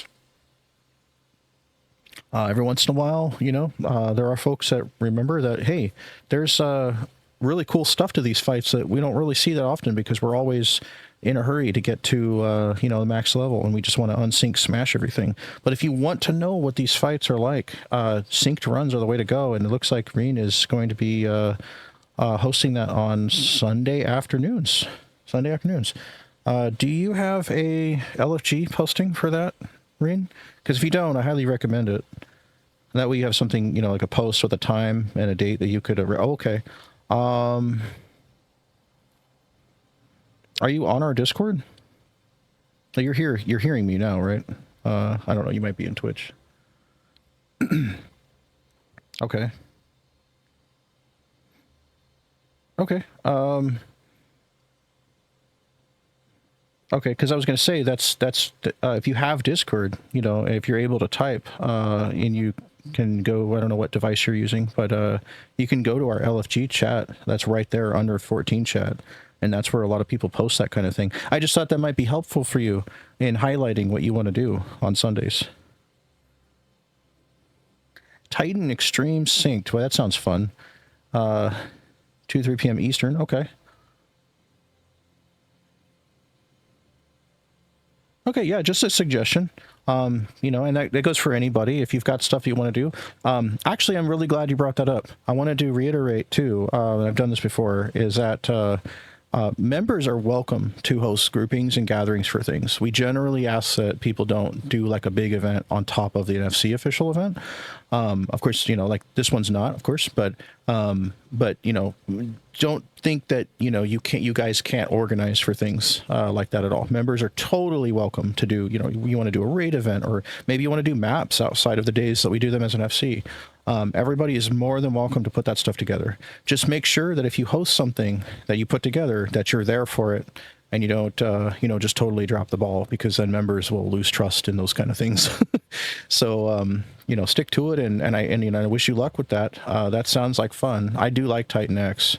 I think around that time tomorrow, though, I'll be either busy IRL or getting ready for our PvP run. That's after that. So, but that is cool, because I recommend that for our newer players or people who haven't seen those extremes. You know, and it's not that scary either. You're going to be at, you know, unless they change it to be at eye level, you're going to be with current gear, but going in synced. So you'll be a little bit stronger than we were when it first came out, but you get to see the mechanics. And that's a fun fight. I like Titan X. That's a very fun fight. That was very famous when it came out too. Like, there were websites writing a lot about how Garuda and Titan X were just smashing people, and players were getting desperate enough to actually, you know, buy runs because it was so crazy. But what's funny is the amount of stuff we've learned in this game since. When we go back to those older mechanics, they're not as scary, in my opinion. But we have to get to the next one. So thank you, Reen, for bringing that up. Good highlight for the assembly. Great usage of Q&A here. That is Extreme Runs Sunday. I think, let me see, Reen said, looking at the time again, that was 2 to 3 p.m. Eastern, Titan Extreme tomorrow with Reen. Awesome. Okay, Priestess. Priestess is here with us at the podium. Feel free to share what you have, Priestess. I am keeping an eye on Grand Assembly chat in case we have any requests to speak as well here.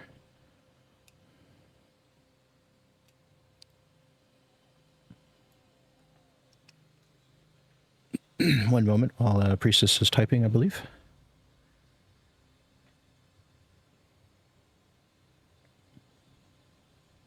Priestess says, I would like to do a leveling spree with dungeons to unlock Sage. Okay.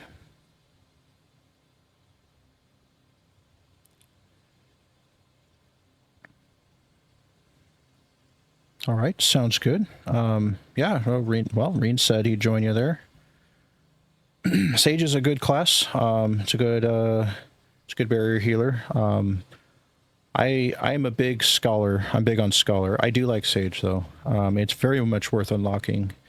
I believe that unlocks at 80, I believe, if I remember correctly. Yes, okay, yeah. Yep.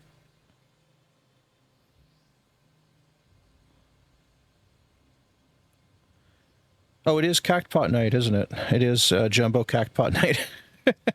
You might want to go get your numbers in if you haven't already. That's going to be coming up here shortly with the weekly Jumbo Cactpot. It wasn't a podium question, but it was definitely a good one. Looks like we do. I think it looks like we have a line of folks in the center there. Dorian, were you in line? Because I see like 3 people in line, so I don't know if you guys were. No, okay. Okay. Okay. Oh, it looks like Aloon might be.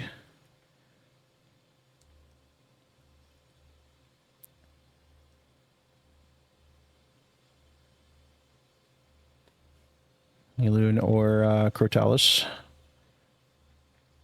If anybody else had any feedback, proposals, ideas, comments, things to put towards the membership of the FC or our council and I. See here, I don't see any requests to speak yet. Nothing on Twitch.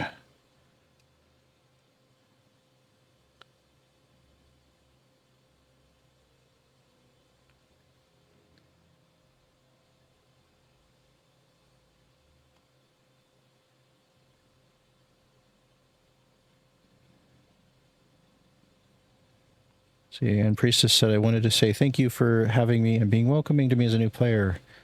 Thank you. I'm glad. I'm glad. And that's for the whole FC. That is for the whole FC. Azure's been amazing at welcoming new players and returning players as well. We are very friendly to people experiencing the game for the first time, as well as casuals. We love this place, and we want other people to love it too. So that goes for the game and the community. So I think that's a very widely shared feeling there. And that is, let's see, Cortalis, are you in line? Did you have something for Q&A? Nice to see you in the center there. Oh, requested to speak. I see it. Okay. All right. We're bringing Cortalis into VC.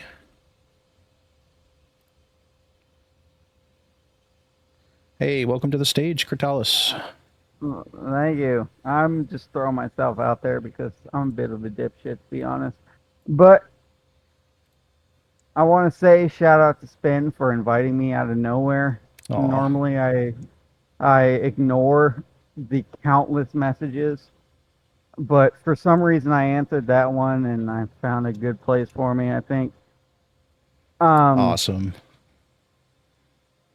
What? I'm trying to think in my head. I'm sorry. Yeah, no worries. I was thinking of a few different things. Mm-hmm. Yeah, take your time. One, at any time, I'm down to help Priestess get that sage. Okay. And I wanted to get into like old school raiding. I think everybody's heard about my story about how I lost my old account and blah blah blah. I see. I'm sorry to hear that. And it is what it is. I've had a lot of fun on the new character, just re-leveling things. But what I want to do eventually, hopefully, because I work a lot and I can only really play on the weekends for the most part, and maybe late at night, is get into raiding and stuff. And I haven't really gathered, like, I saw the other day we were getting into progression, and I'm not completely clear where we're at with that. Okay. Like, are you strictly speaking like for the FC or people within the FC? Yeah. Okay. Essentially just like where Azure is at with progression. Are we maxed out? Have we killed everything? I just came back, obviously. Sure. Okay, yeah, I can answer that. I would like to get into that type of stuff. Like, what's... Okay. I'm just curious. Okay.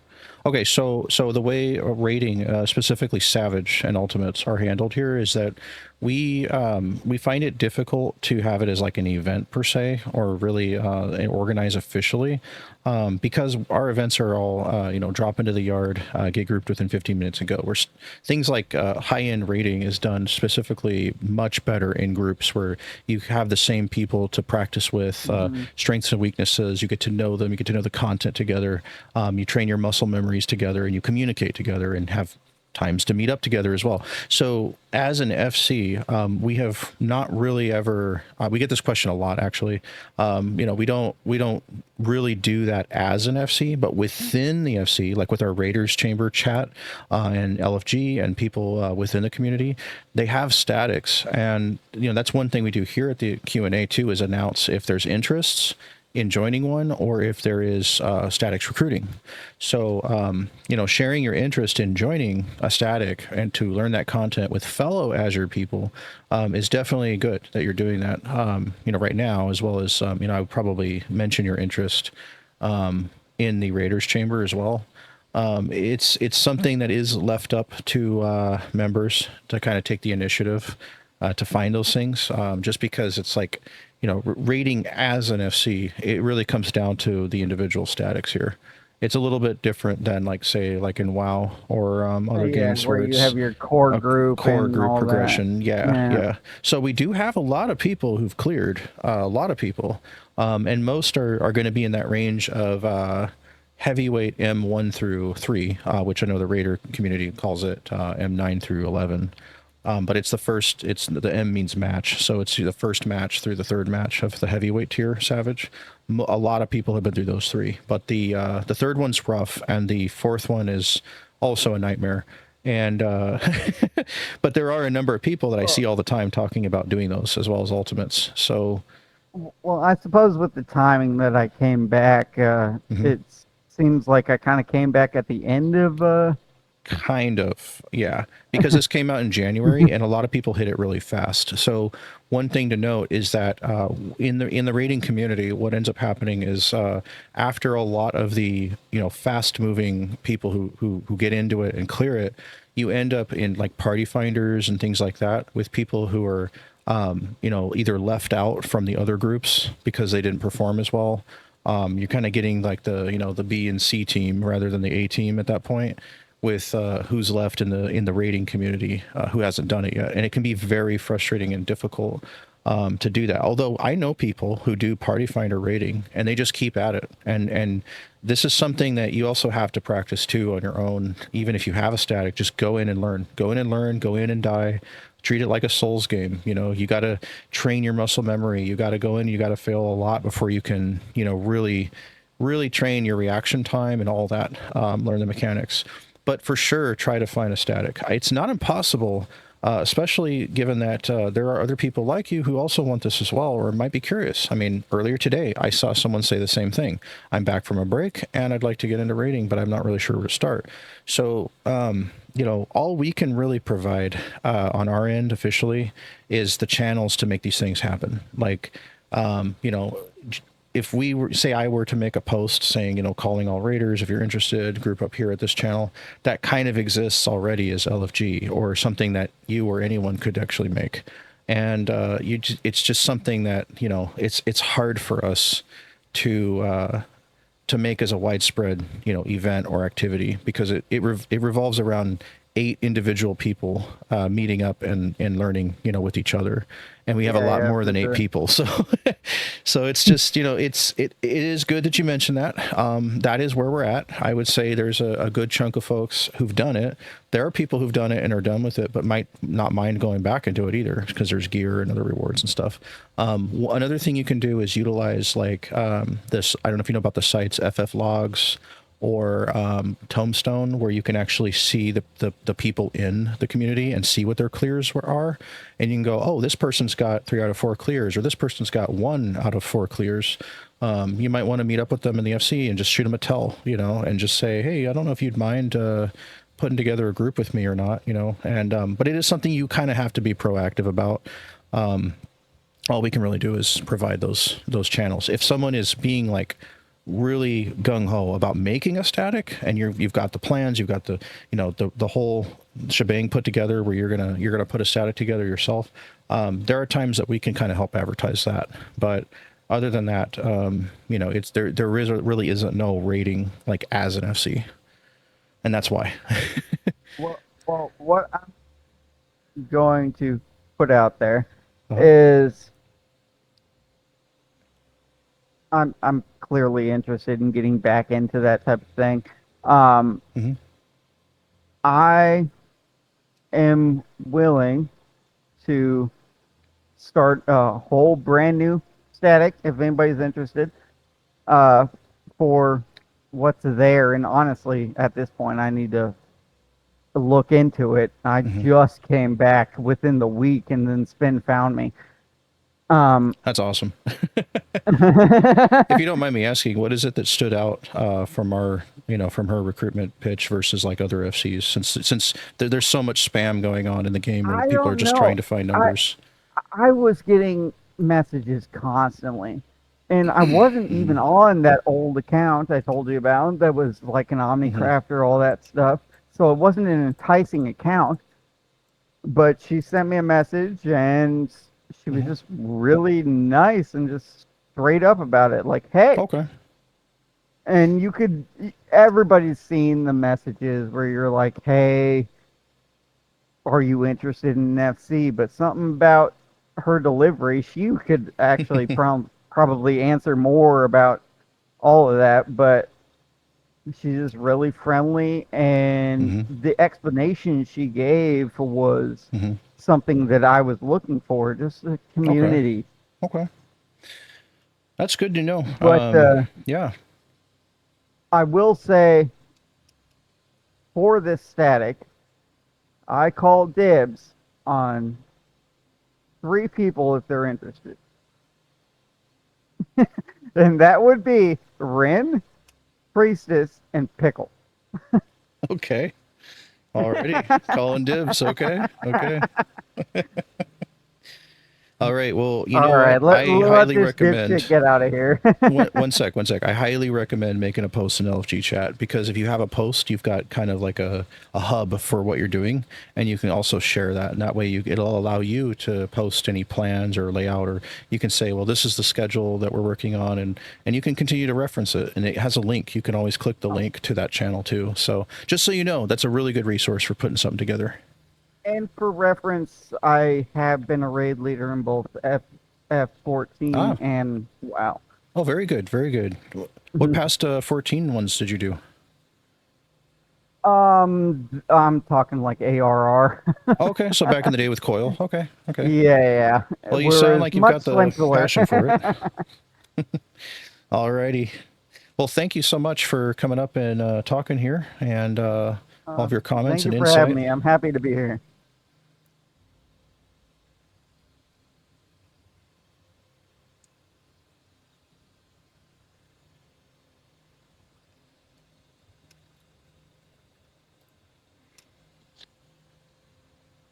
All right, guys. We have let's see here. Furry, are you in line there to speak or to I see you there close to the podium in the center. Quick question. Okay, sure.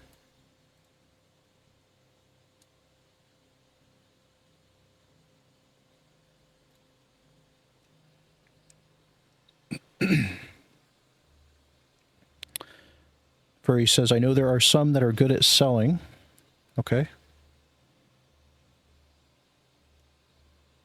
Is there someone that I can give things to and sell on my behalf? Can I ask you why you're asking that? Just because it's you've got retainers at your disposal, or is there something more to it that you're looking to do?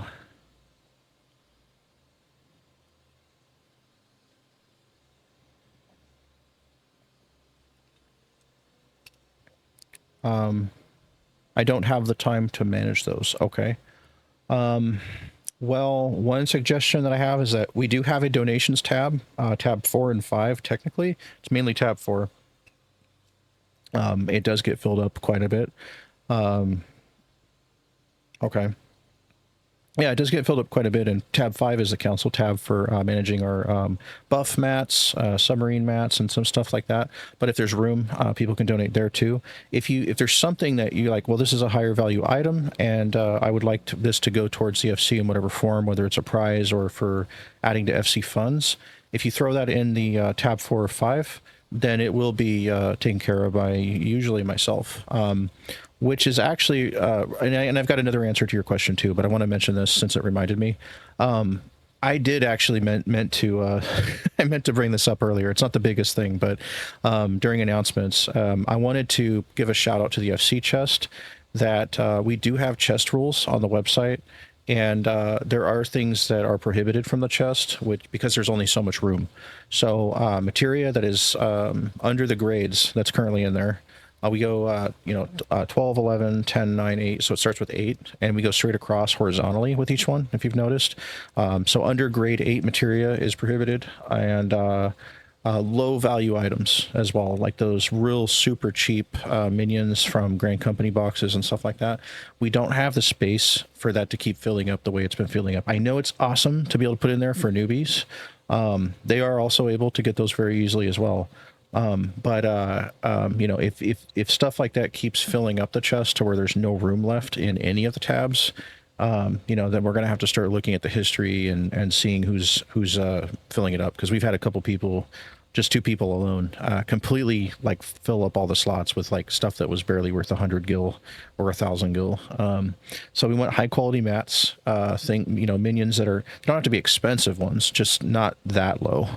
and things like that. But if you have, if going back to your question, if you have stuff to donate to the chest, please by all means donate to the chest, and when it's liquidated or saved for prizes like for next weekend, we'll go through it and we'll either sell certain things that are not desired as prizes, and then we put the gil in the chest. So that's one option. If there's stuff that you want to quote unquote sell for the FC, you can throw those kind of items in there. But I'm imagining that if you're not wanting to deal with retainers, you've probably got a lot of stuff building up.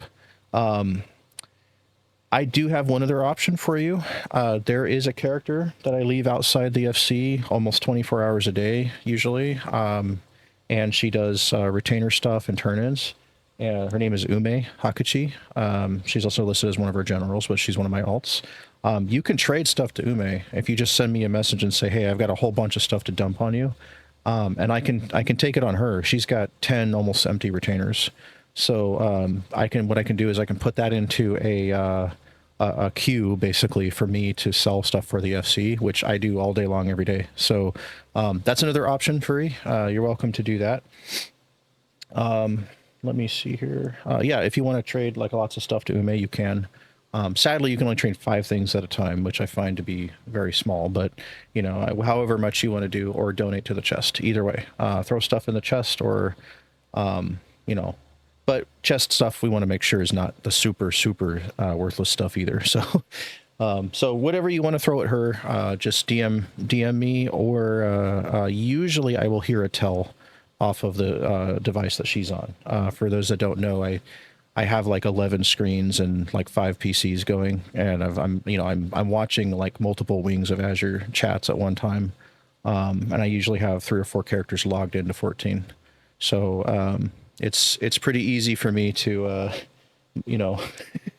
multitask per se, but I might need a heads up if you're going to do a big trade with her. So Ume is an option to trade to, sell for the FC. The chest is an option if you want to put items in that are at least semi-valuable, stuff that could go for their auction at Azure Day, or stuff that newbies could need. And we can, we manage the chest pretty often.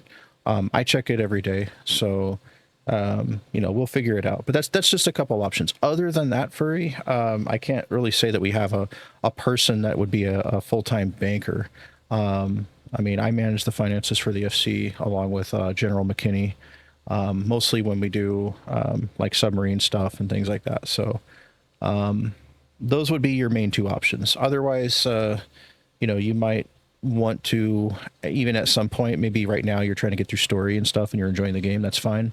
A friend of mine, I have a friend that's a very close friend to me. I watch him play a lot. He comes to my office to play, and he never really likes to spend a lot of time at his retainers because he wants to enjoy the story. So I totally understand that. You could also store stuff up for later, and then when things slow down for you because you're caught up, then you might want to get familiar with those retainers, because there's a lot you can do with them. There's a lot you can do. I'm an expert on it. There's a lot. Oh, you're done with MSQ. Okay. Trying to get funds up without using gil sellers. Yeah, don't do gil selling. Don't do that. If you're talking about RMT, that's bad. We do not condone that at all. Yeah. Well, the best way to get your funds up is to, be familiar with inventory management, retainers. If it feels like a pain, there's a fast way you can kind of get into a habit of just, checking the history that's on the retainer tab and just see what something goes for, and just throw it up for, a couple numbers under whatever it's going for currently. And there is stuff like Coke and Glamour Prisms, like Aslan said. I'm also a big advocate of buying those from the GC. When you turn in loot at your GC, roll on everything you can from duties. Get lots of those blue and green items from duties, and then turn them into the GC. Get those seals, buy Coke and Glamour Prisms with those seals. Coke sells all day long on the market, and it makes a lot of gil really quick. Like yesterday, for example, someone bought like 20 stacks of it, and they were all 20K a piece. So, that was quite a bit just from extra gear that I turned in. Celine lost some items when they used a Fantasia. Any ideas where those items have gone? Depends on what they are. Fantasia requires you to take your items off of your character to be able to Fantasia. Usually they will go to your armory chest if you haven't changed the setting. They might be in the armory chest. There's a lot of us who have changed that setting upon starting the game, where items, will not go straight to the armory chest or whatnot. But when you take them off, they're usually in there. They could have gone back to the inventory as well, or could have actually be sold. If they are special, like relics or AF gear, they can be reclaimed at the Calamity Salvager. And there is one Calamity NPC that's in the FC house, but the Calamity Salvager in the cities has a lot more options. It would help to know what the items are too, but Fantasia just means unequipping, so it doesn't delete your items or anything like that. Okay, do we have any other questions, feedback for the council and I? Any questions about how things work here, or anything else that anybody would like to put forward? This is the moment.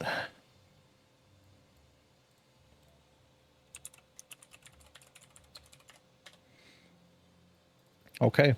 Don't forget, our FC chest is first come, first serve. Obviously, there are some chest rules on the site, which I recommend checking out. I know that we have a good size rules charter, which we've condensed a lot, but there's a lot of, the rules themselves are only chapter 2. The rest are information on how stuff works. So how the chest works, how events work, things like that. And, quick look over at the charter and control F and then type in company chest, and you'll quickly find company chest rules. We don't want people to be like afraid of using the chest. We want folks to be, friendly with the chest and, making use of it. Obviously, recruits cannot access it right away. They need to be members, which is 3 to 7 days of activity updated on the charter.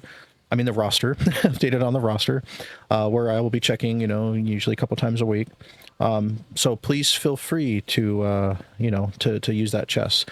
Also, we do have Crackaroot in the chest for training birds. For those that don't know, we have a weekly allowance of 2 Thavnarian onions to break the Chocobo level cap. These are grown and made for the members to request.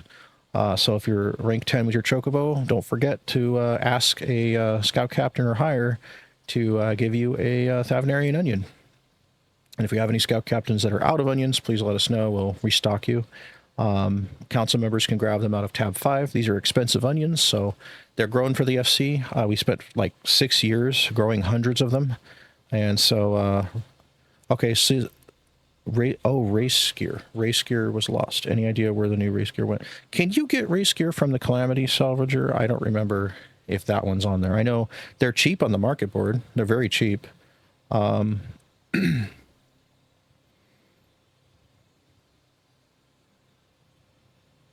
see here. You can buy them. Okay. Yeah, you can buy them. Looks like they're okay. So many people helping in chat. Thank you guys. You guys are awesome. And then we have pineapple belongs on pizza. I agree. I agree, actually. But I like all pizza. So I especially like pineapple pizza with ranch. So, nothing like the sweet, savory pineapple deep in that garlic, ranchy flavor. You leave it in there for a minute. Let it soak for a bit.